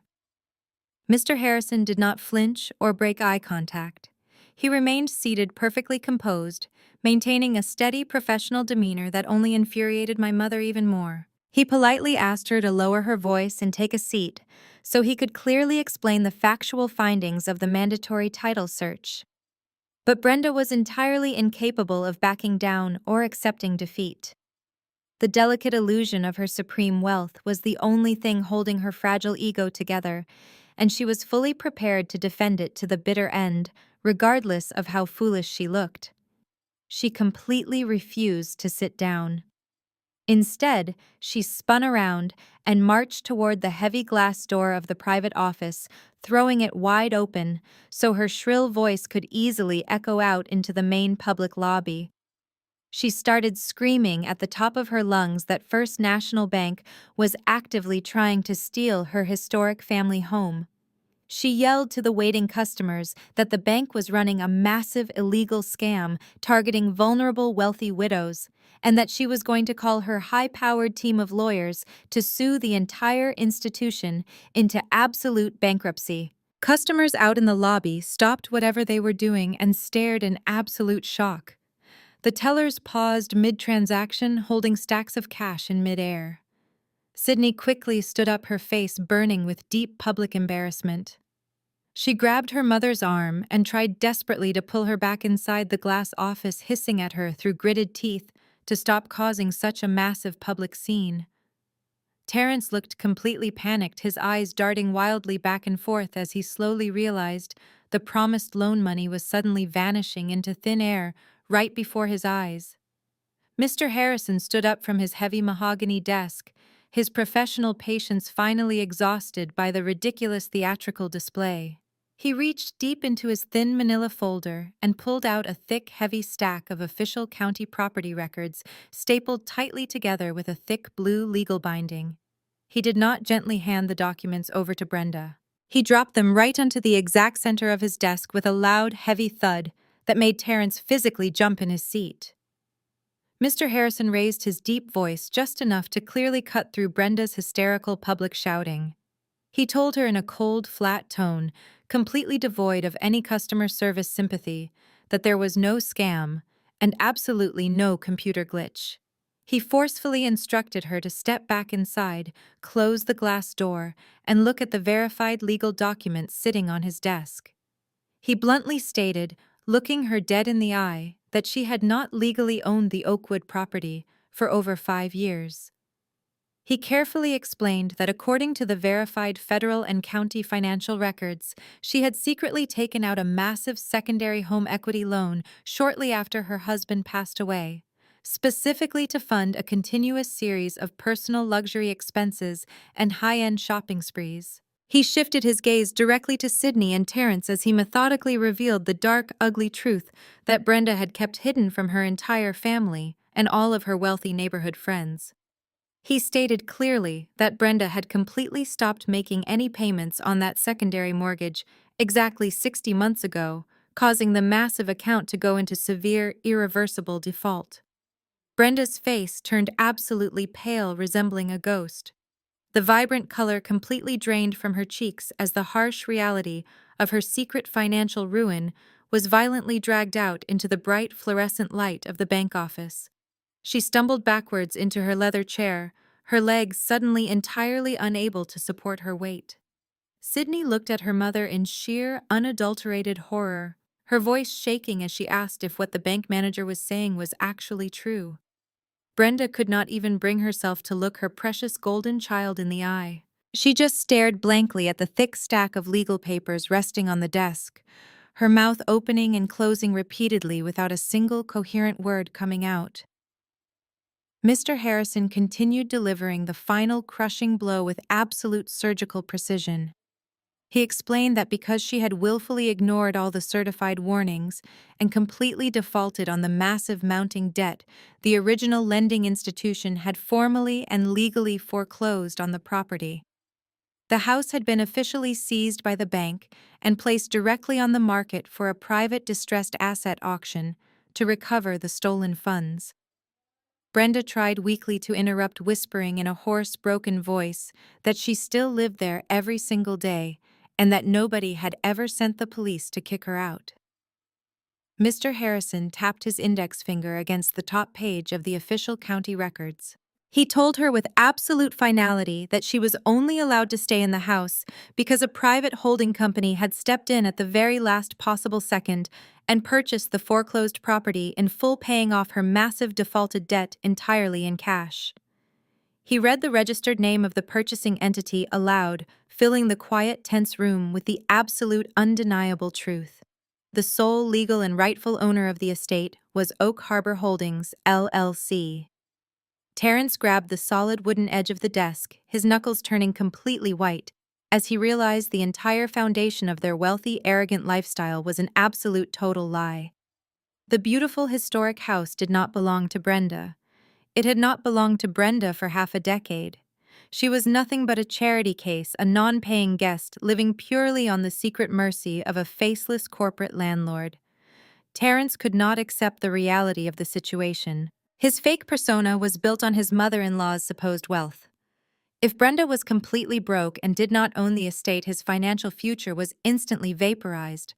He pushed himself out of the plush leather chair, his face flushed with a mixture of anger and sheer panic. He pointed a finger at Mr. Harrison, leaning aggressively over the heavy mahogany desk. He raised his voice, demanding to know who was running this massive fraudulent scam. He yelled that shell companies did not just magically swoop in and steal historic family properties without a trace. He insisted that whoever owned Oak Harbor Holdings LLC was a criminal who had manipulated the county records, and he was going to expose them to the authorities. Mr. Harrison did not flinch at the aggressive outburst. He simply looked at Terrence with a mixture of professional detachment and profound pity. The branch manager calmly tapped his finger against the thick blue legal binding of the county property records sitting on his desk. He stated that the public registry documents were entirely transparent and legally binding. Terrence scoffed loudly, muttering about corporate corruption. He reached across the desk and forcefully snatched the thick stack of papers right out from under the manager's hand. He flipped aggressively through the heavy pages, looking for the specific state business registry filing that listed the executive officers of the holding company. He wanted a name to attach to his misplaced fury. Terrence found the page he was looking for. It was a standard state document certifying the articles of organization for the limited liability company. His eyes scanned the dense legal paragraphs, tracing the lines down to the section labeled sole proprietor and registered agent. I could perfectly imagine the exact moment his brain processed the printed ink on that page. All the aggressive bluster completely vanished from his body in a fraction of a second. His shoulders slumped and his mouth fell slightly open. The color drained from his face, leaving him looking physically ill. He stared at the single name printed in bold black letters at the bottom of the page. Sydney noticed the sudden dramatic shift in her husband's posture. She reached out and touched his arm, asking him what was wrong and whose name was on the paper. Terrence did not answer her immediately. He just kept staring at the document, his hands beginning to shake violently. He swallowed hard, his breath catching in his throat. When he finally spoke, his voice was barely more than a hollow, terrified whisper. He read the name aloud, filling the quiet executive office with a single devastating word. Gemma. He said my name. He looked up from the paper, his eyes wide with absolute horror, and repeated it slightly louder. Gemma. It is Gemma. Brenda let out a sharp, breathless gasp, as if the oxygen had been suddenly sucked out of the room. She shook her head side to side, her perfectly styled hair falling out of place. She stammered that it was entirely impossible. She shrieked that her oldest daughter was an unemployed failure, who spent her entire life sitting in her childhood bedroom wearing cheap sweatpants. She yelled that I did not even have a real career, let alone the massive capital required to purchase a foreclosed estate at a private bank auction. But as the sheer weight of the truth settled over the room, the mathematical pieces of the puzzle began to violently snap together in their minds. The sudden realization hit them like a physical blow. They remembered how the utility bills were suddenly moved to an online portal 5 years ago, and how they never saw another late notice in the mail. They realized my supposed lazy days on the internet were actually profitable hours spent analyzing financial markets and running a lucrative holding company. The quiet, reclusive daughter they had mocked and belittled for years was the exact reason they had not been living in a homeless shelter. I had used my own corporate entity to quietly absorb my mother's defaulted debt, saving my late father's legacy and protecting her fragile public ego from total destruction. I had let them live in luxury, completely rent-free, while they treated me like garbage. Mr. Harrison leaned back in his leather chair, observing the complete collapse of the family sitting before him. He laced his fingers together and delivered the final undeniable confirmation. He calmly stated that according to the verified financial records, Gemma was indeed the sole financial backer and legal owner of Oak Harbor Holdings LLC. He added that my corporate accounts were in flawless standing and the property taxes had been paid in full by my company for the past 60 months. The crushing, absolute irony of their current situation descended upon them, extinguishing their last remaining spark of hope. The grand goodbye barbecue they threw in the front yard, the cruel laughter of the neighbors, the insulting banners strung across the garage, the mustard-covered hot dogs smashed against my windshield, and the malicious destruction of my custom oak bookshelves. Every single hateful action had been directed at the sole legal owner of the property they were currently squatting in. By celebrating my eviction and throwing me out of the house, they had not removed a burdensome freeloader. They had aggressively and illegally evicted their own landlord. They had mocked the only person standing between them and absolute poverty. Terrence dropped the corporate registry document onto the floor, his maxed-out credit cards and his non-refundable Tesla deposit flashing through his panicked mind. Sydney buried her face in her hands, sobbing uncontrollably as her dreams of a luxury nursery evaporated into thin air. Brenda sat completely frozen, staring blankly at the mahogany desk. They walked into the bank expecting a fortune, but left knowing they destroyed their own lives entirely. The drive back from First National Bank to the Oakwood estate was suffocating. Nobody spoke a single word. Brenda stared out the passenger window, her pristine white suit now feeling like a cheap, ridiculous costume. I was watching them return through the live feed of my high-definition security cameras from the quiet comfort of my downtown penthouse. I could see the heavy tension radiating from the vehicle as it pulled into the driveway. For years, they had relied on my silent financial support to maintain their lavish lifestyle, and now that safety net was entirely gone. Sydney was crying softly in the back seat, wiping her tears with a tissue. Terrence gripped the steering wheel of his old car with white knuckles, his heart pounding furiously against his ribs. Just 24 hours ago, Terrence had driven the brand-new Tesla Model X home under a spot delivery agreement. It is a common dealership tactic where they let you take the car off the lot before the final bank financing completely clears, assuming the approval is a guaranteed lock. Terrence had parked the gleaming luxury vehicle right in the center of the driveway to show it off to the entire neighborhood. He wanted everyone to see his supposed success. Now pulling up to the house, the sight of that expensive electric car sitting on my property felt like a massive ticking time bomb.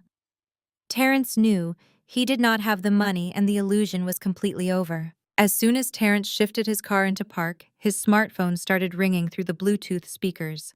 The caller ID displayed the name of the luxury auto mall. Terrence hesitated, his finger hovering over the screen, but Sydney demanded he answer it.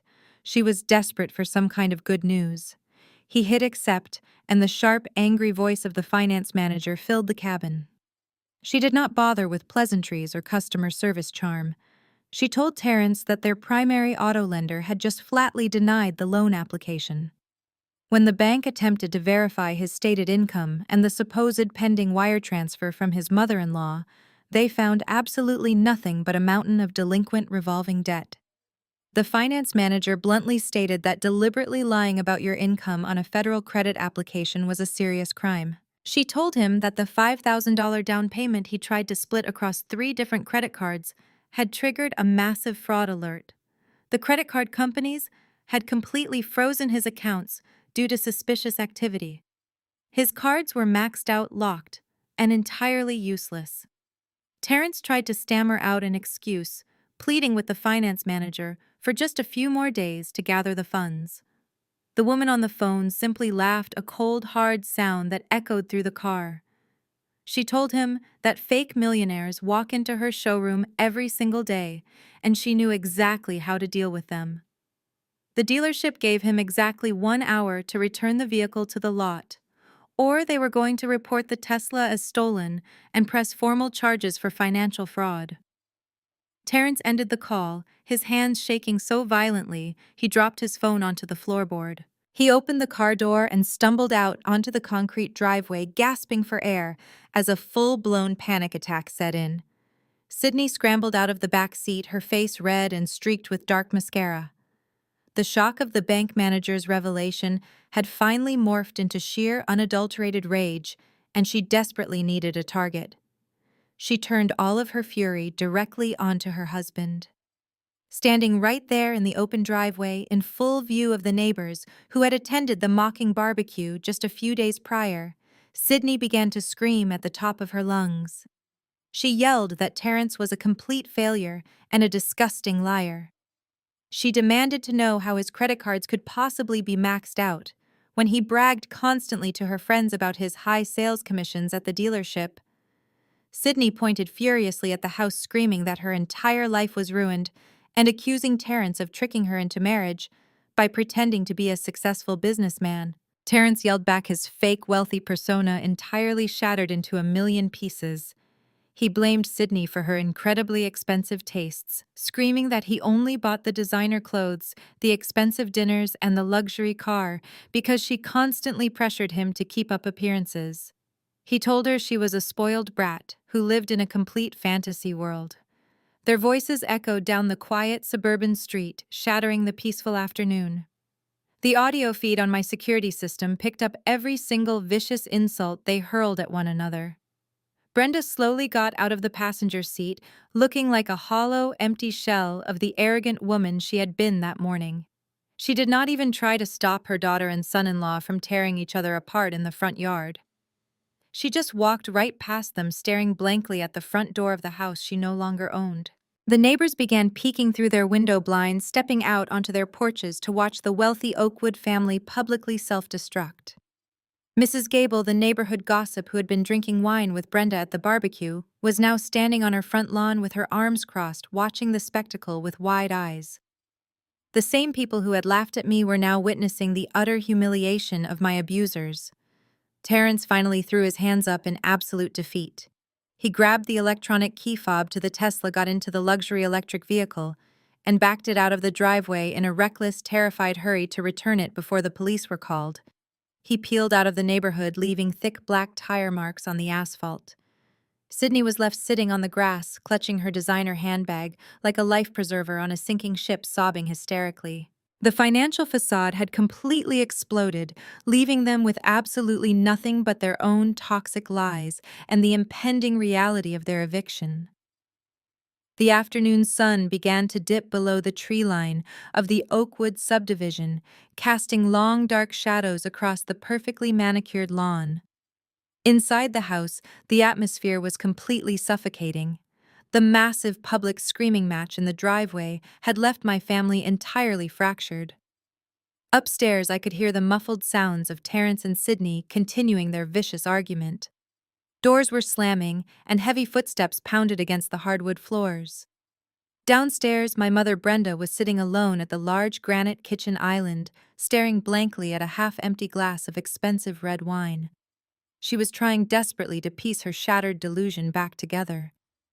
In her mind, there simply had to be a logical explanation. She convinced herself that the manager at First National Bank had made a catastrophic clerical error, or that I had somehow committed massive corporate fraud to temporarily hijack her property records. She took a slow sip of her wine, telling herself that she just needed to hire a high-powered real estate attorney in the morning to straighten out this ridiculous mess. She was entirely convinced that by tomorrow everything would go back to normal, and she would be the untouchable queen of the neighborhood once again. Her fragile moment of forced calm was suddenly shattered by the sharp ringing of the front doorbell. Brenda jumped slightly, spilling a few drops of red wine onto the pristine white marble countertop. She wiped it away frantically, her heart suddenly racing. For a brief second, she foolishly thought it might be the bank manager coming to personally apologize for his terrible mistake and hand-deliver her loan check. She quickly smoothed down the wrinkles of her white designer suit, forced a bright artificial smile onto her face, and walked briskly down the hallway. When she pulled open the heavy wooden front door, she did not find a repentant bank executive. Instead, she found a tall, broad-shouldered man wearing a plain gray polo shirt and dark slacks. He was holding a thick manila envelope and a heavy metal clipboard. He did not look impressed by the grand foyer or the expensive crystal chandelier hanging above Brenda's head. He looked bored, incredibly professional, and completely immune to my mother's usual haughty charms. He looked down at a piece of paper on his clipboard and asked in a flat, monotone voice if he was speaking to Brenda. Brenda maintained her fake smile and nodded, asking how she could help him. She assumed he was just another delivery driver dropping off one of Sydney's expensive online purchases. The man did not smile back. He simply held out the thick manila envelope and stated that he was a licensed process server for the county court system. He told her that she was being officially served with legal documents.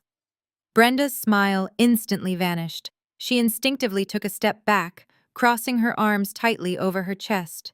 She raised her chin and haughtily declared that she was not signing for anything, because she had already dealt with the pathetic scammers who tried to send her a fake eviction letter earlier that week.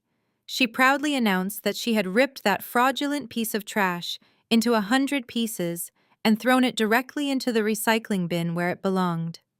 The process server let out a dry, humorless chuckle. He looked her dead in the eye and calmly explained that deliberately destroying a certified 30-day notice of lease termination did not magically make the law disappear. In fact, he noted it actually made his job significantly easier. He explained that because my corporate attorneys had submitted irrefutable video evidence of her maliciously destroying the preliminary warning and audio evidence of her severing all family ties, the local judge had immediately granted an expedited unlawful detainer judgment. He stepped forward and firmly pressed the thick envelope directly against her chest, forcing her to reflexively grab it so it would not fall to the floor.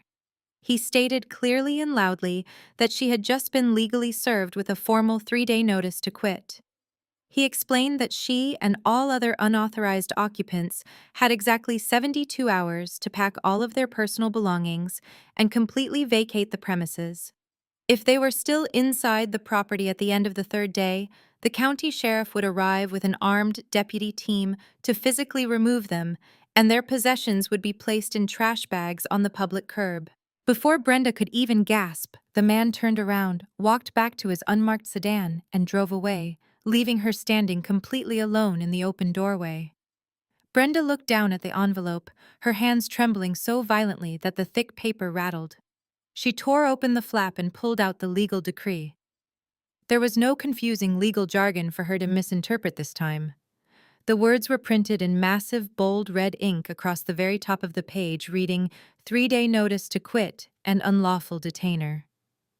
Below the terrifying header was the official seal of the county court, the stamped signature of a presiding judge, and the name of the plaintiff, Oak Harbor Holdings, LLC.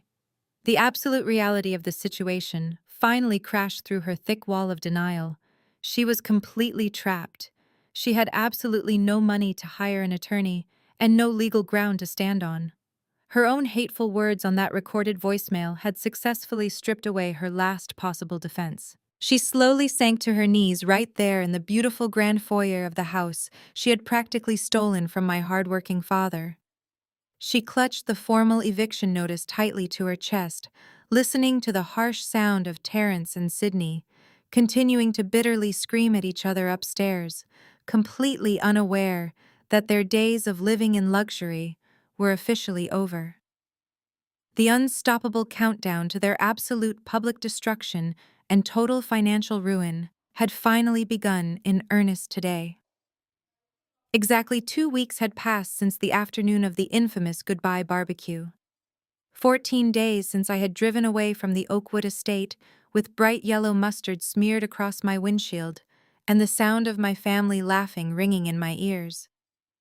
I was sitting at the kitchen island of my downtown penthouse, enjoying a perfectly quiet Sunday morning. The sun streamed through the floor-to-ceiling windows, casting a warm glow over my marble countertops. I sipped my artisan coffee and read the financial news on my tablet completely at peace. I knew exactly what day it was. It was day 3 of the formal eviction notice.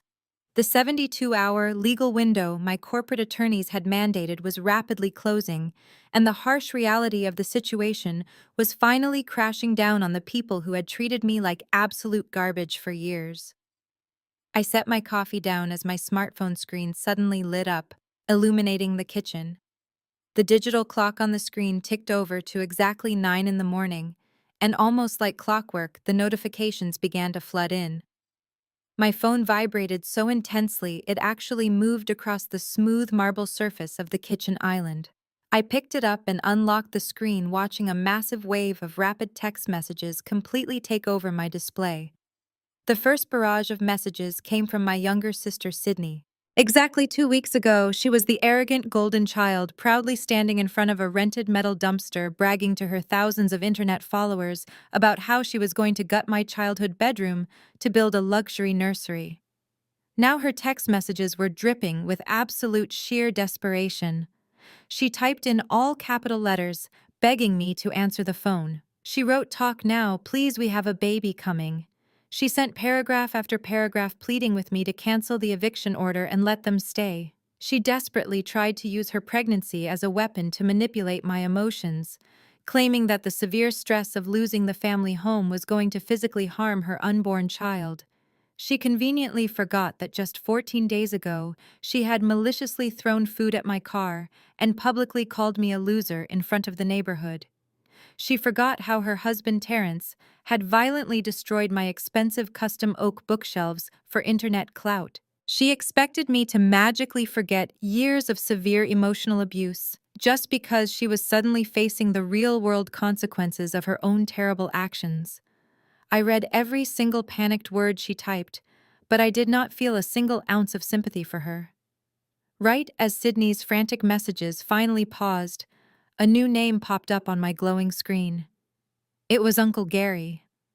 This was a man who had not bothered to send me a simple birthday text in well over a decade, but who was suddenly incredibly eager to reach out and connect.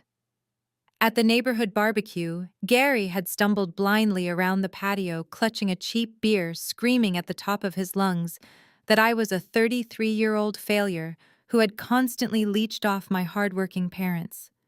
He had publicly humiliated me just to impress a crowd of wealthy suburban neighbors. Now his tone had completely miraculously changed. He sent a rambling text, desperately trying to backpedal and rewrite our history. He wrote, "Sweetie, I was drunk, I did not mean any of it." He claimed that he had always loved me like his own daughter and that true family needed to stick together during hard times. He begged me to show some basic human mercy to my mother because she was an older woman who could not possibly handle the physical stress of moving out on such incredibly short notice. It was absolutely pathetic. He was only reaching out because Brenda had been letting him sleep on her couch whenever he could not pay his own rent, and with her getting kicked out, he was losing his free, comfortable ride too. His fake affection was entirely transparent. I swiped his message away, completely disgusted by his lack of a spine. Then came the final dramatic act of their desperate morning performance. The phone finally stopped vibrating with text messages and immediately transitioned into an incoming audio call from Brenda. I just let the phone ring. I watched her contact photo flash brightly on the screen until the call was forwarded directly to my secure voicemail system.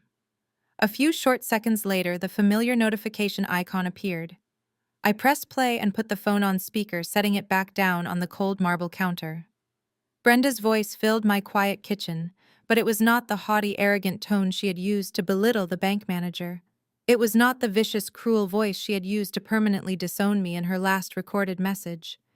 It was the sound of a woman who was completely and utterly broken by reality. She was sobbing hysterically loudly, gasping for air between her fractured words. She cried directly into the receiver, begging me to please pick up the phone and call her back. She wailed, "Call me back, please, I am begging you." She apologized over and over again, swearing that she had made a terrible mistake and promising that things would be completely different if I just gave her one more tiny chance. She cried that she had nowhere to go and absolutely no money to her name to even rent a hotel room.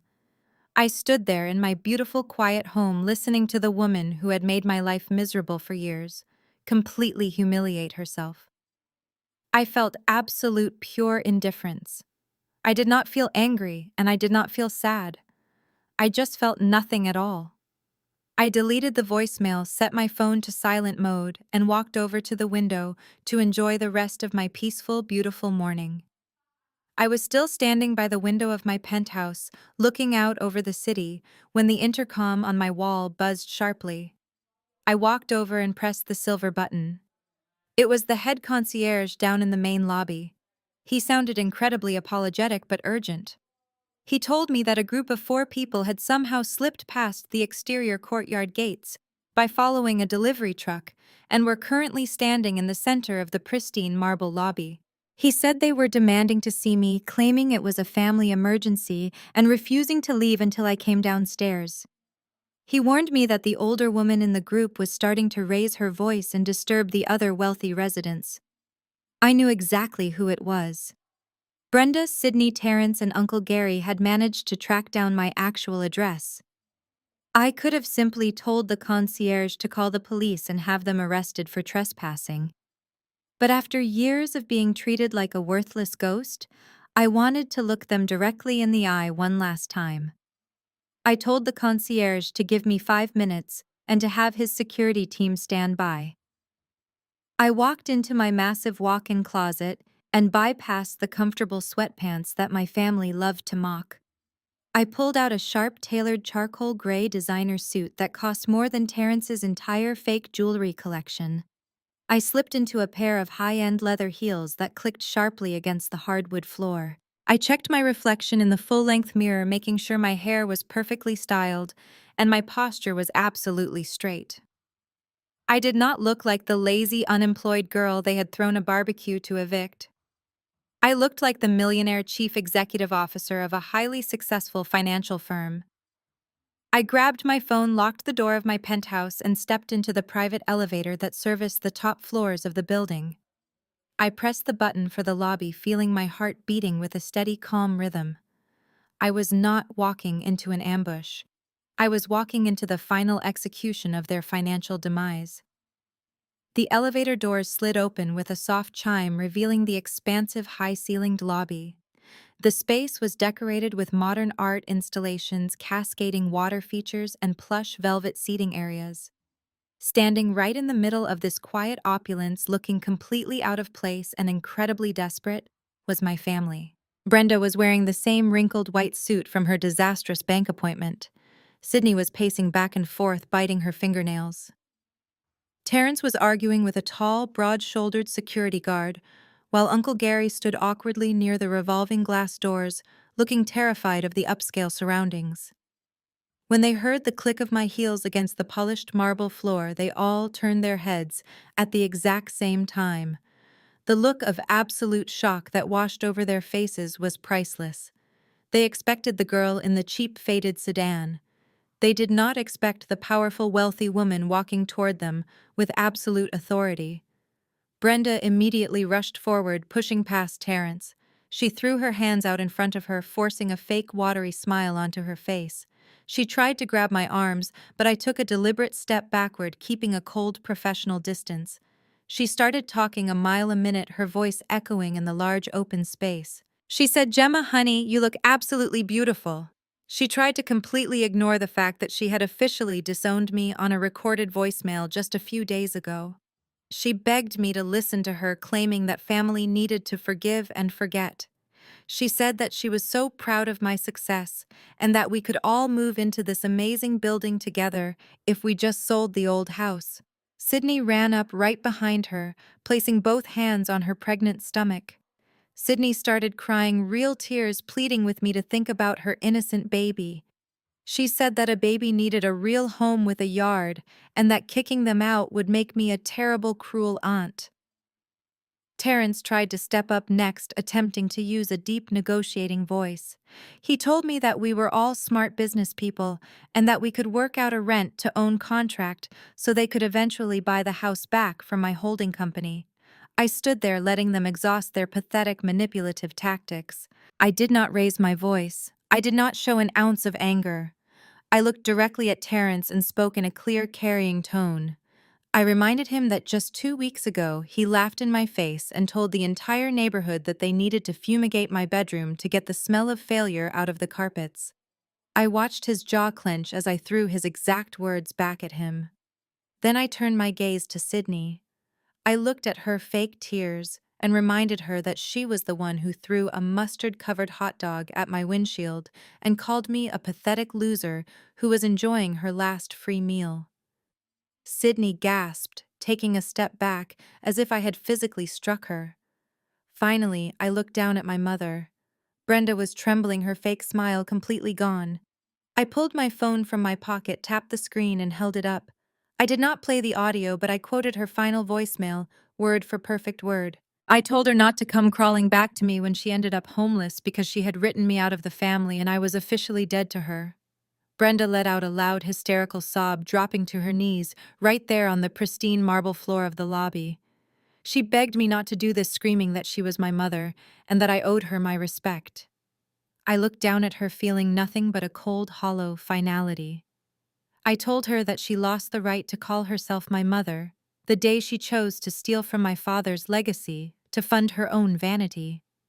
I told her that the 3-day eviction notice was absolute and that the county sheriff would be arriving tomorrow morning to drag her out of my property. I turned my head and gave a single sharp nod to the head concierge standing behind the mahogany reception desk. Immediately, 4 massive security guards in dark suits stepped forward.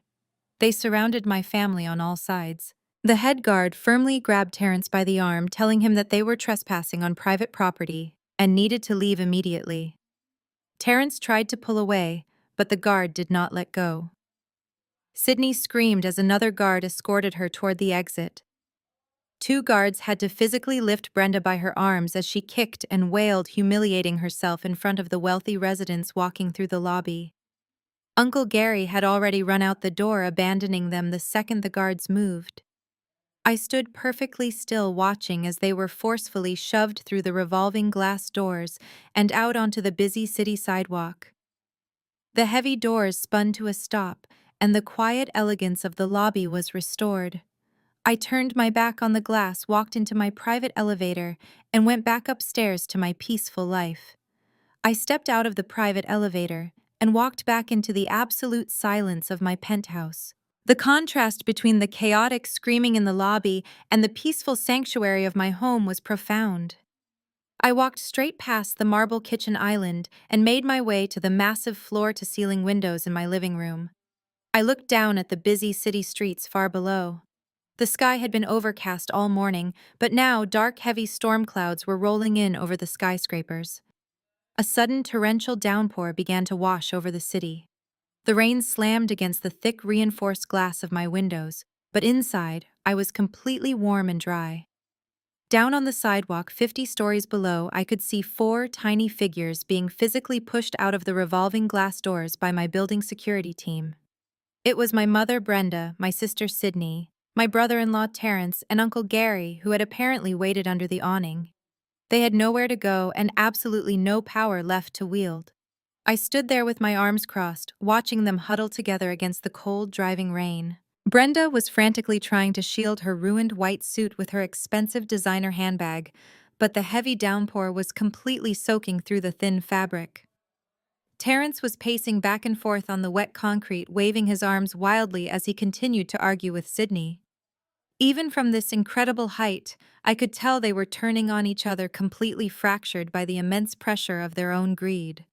They had driven all the way downtown, expecting to use fake tears and emotional manipulation to force me into giving them my multi-million-dollar property.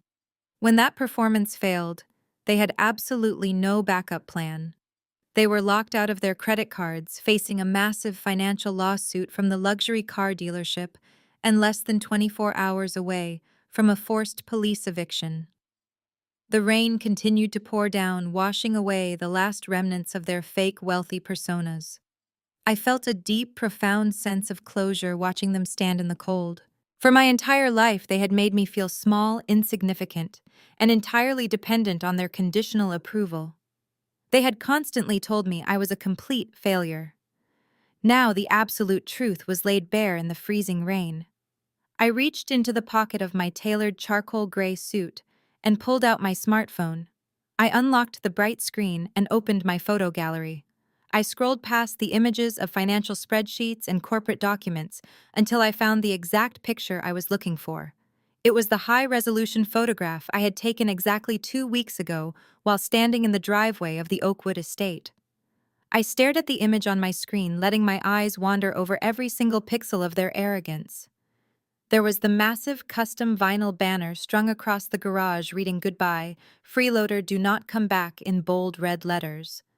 There were the neighbors holding plastic cups and laughing at my expense. There was Uncle Gary holding a cheap beer, Terence wearing a smug, arrogant grin, and Sydney looking incredibly proud of herself after throwing food at my car. And right in the center of the frame was my mother, Brenda, raising a glass of wine to celebrate the fact that she had just kicked her oldest daughter out into the street. It was a perfect crystalline snapshot of their pure, unadulterated cruelty. I opened the messaging application and navigated to the family group chat. The recent chat history was filled with their demanding texts, mocking emojis, and pathetic, desperate apologies from this morning. I tapped the attachment icon and selected the photograph of the barbecue. I uploaded it into the group chat, allowing the high-definition image to fully process. I did not want to write a long emotional paragraph explaining my feelings. I did not need to justify my actions or seek their understanding anymore. They knew exactly what they had done, and they knew exactly what it was going to cost them tomorrow morning. I tapped the empty text box and typed out a single short message to accompany the picture. I wrote, "The freeloader is gone, enjoy the consequences." I took a slow, deep breath and pressed send. I watched the small gray text beneath the message instantly change to read, indicating that they had all successfully received it on their wet phones down on the sidewalk. I looked out the window and saw Terence stop pacing. I saw him pull his phone out of his pocket and stare down at his screen. I saw Brenda and Sydney crowd around his shoulder to look at the message. I did not wait to see their dramatic physical reaction. I did not care if they screamed or cried or threw their phones into the street. I tapped the settings icon on the top right corner of the group chat and selected the option to manage the conversation.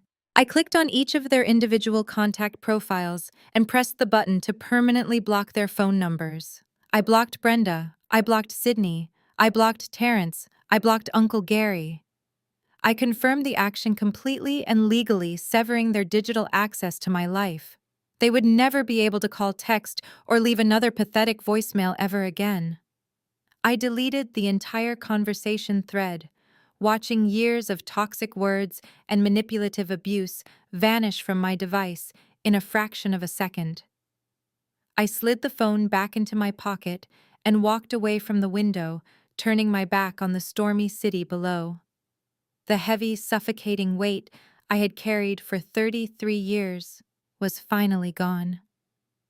I walked into my beautiful kitchen, poured myself a fresh cup of coffee, and smiled, knowing that the hardest part of my life was officially over. The morning of the third day broke with a clear blue sky over the Oakwood subdivision.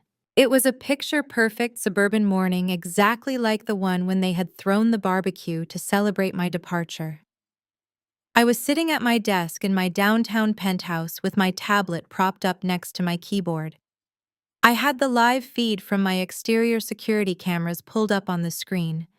For the past 72 hours, I had watched the frantic activity outside the house.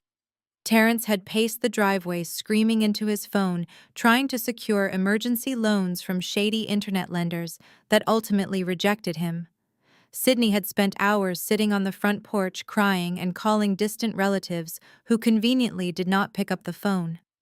Brenda had simply locked herself inside, refusing to accept that her fake empire was crumbling.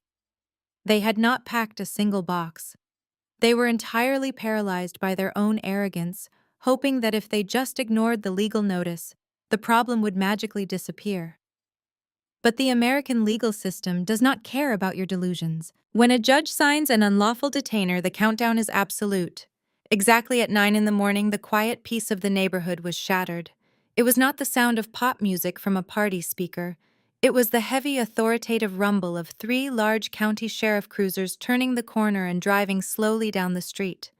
Their red and blue light bars were flashing brightly, reflecting off the pristine windows of the surrounding houses. The cruisers did not park politely on the street. They pulled aggressively right into the center of the driveway, blocking any possible exit. Four armed deputies stepped out of the vehicles wearing dark green tactical uniforms and heavy utility belts. They looked completely serious and strictly professional. This was not a friendly wellness check.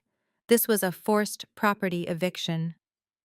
The lead deputy, a tall, imposing man holding a thick metal clipboard, walked directly up the concrete path to the front porch. He did not ring the doorbell. He raised his heavy fist and pounded on the thick wooden door with a force that echoed across the entire front lawn. From my camera feed, I watched the front door slowly creak open. Brenda stood in the doorway wearing a wrinkled silk bathrobe, looking incredibly pale and entirely disheveled. She tried to put on her usual haughty demeanor, attempting to block the doorway with her body. I could hear the audio picking up her shrill voice as she demanded to know why heavily armed police officers were trespassing on her private estate. The lead deputy did not engage in a debate. He did not care about her fake status or her designer robe. He held up the court order and stated in a loud, booming voice that she was in direct violation of a judge-mandated eviction notice. He told her that she and all other occupants had exactly 5 minutes to gather their immediate personal belongings and step off the property. Brenda tried to argue, screaming that she needed time to call her lawyer and that this was a massive misunderstanding. The deputy simply placed his hand firmly on his duty belt and stepped directly past her, pushing the front door wide open. The other three deputies swarmed into the house, fanning out to secure the premises and locate the remaining occupants. The commotion inside the house spilled out onto the front lawn with brutal speed. Less than 3 minutes later, two deputies marched Terrence and Sydney out the front door. Terrence was wearing sweatpants and a stained t-shirt, completely stripped of his fake wealthy businessman persona. He was carrying a single duffel bag, looking absolutely terrified, as a deputy directed him toward the sidewalk. Sydney was sobbing uncontrollably, clutching a handful of expensive maternity clothes to her chest, her designer makeup smeared completely down her face. Finally, the lead deputy reappeared, guiding Brenda out by her elbow. She was crying hysterically, looking wildly around the neighborhood, as if expecting someone to suddenly rush in and save her. But there was no savior coming. The flashing lights of the police cruisers had drawn the attention of the entire street. The exact same neighbors who had stood on that lawn 2 weeks ago laughing at my expense were now stepping out of their front doors. Mrs. Gable walked down to the edge of her driveway, her hand covering her mouth in absolute shock. Other neighbors gathered on the sidewalks, whispering and pointing. They were watching the untouchable Queen of Oakwood being physically escorted off her own property by law enforcement. The public humiliation was absolute and inescapable. Brenda tried to hide her face behind her hands, but there was nowhere to run. She was forced to stand on the public sidewalk in her bathrobe, shivering in the morning air, while the entire neighborhood witnessed her total financial destruction. Before the family could even process what was happening, a large white moving truck backed into the driveway, right next to the sheriff cruisers. I had hired a professional eviction crew to immediately clear the property.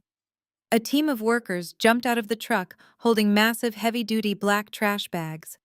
Under the supervision of the deputies, the workers began hauling my family's remaining belongings out of the house.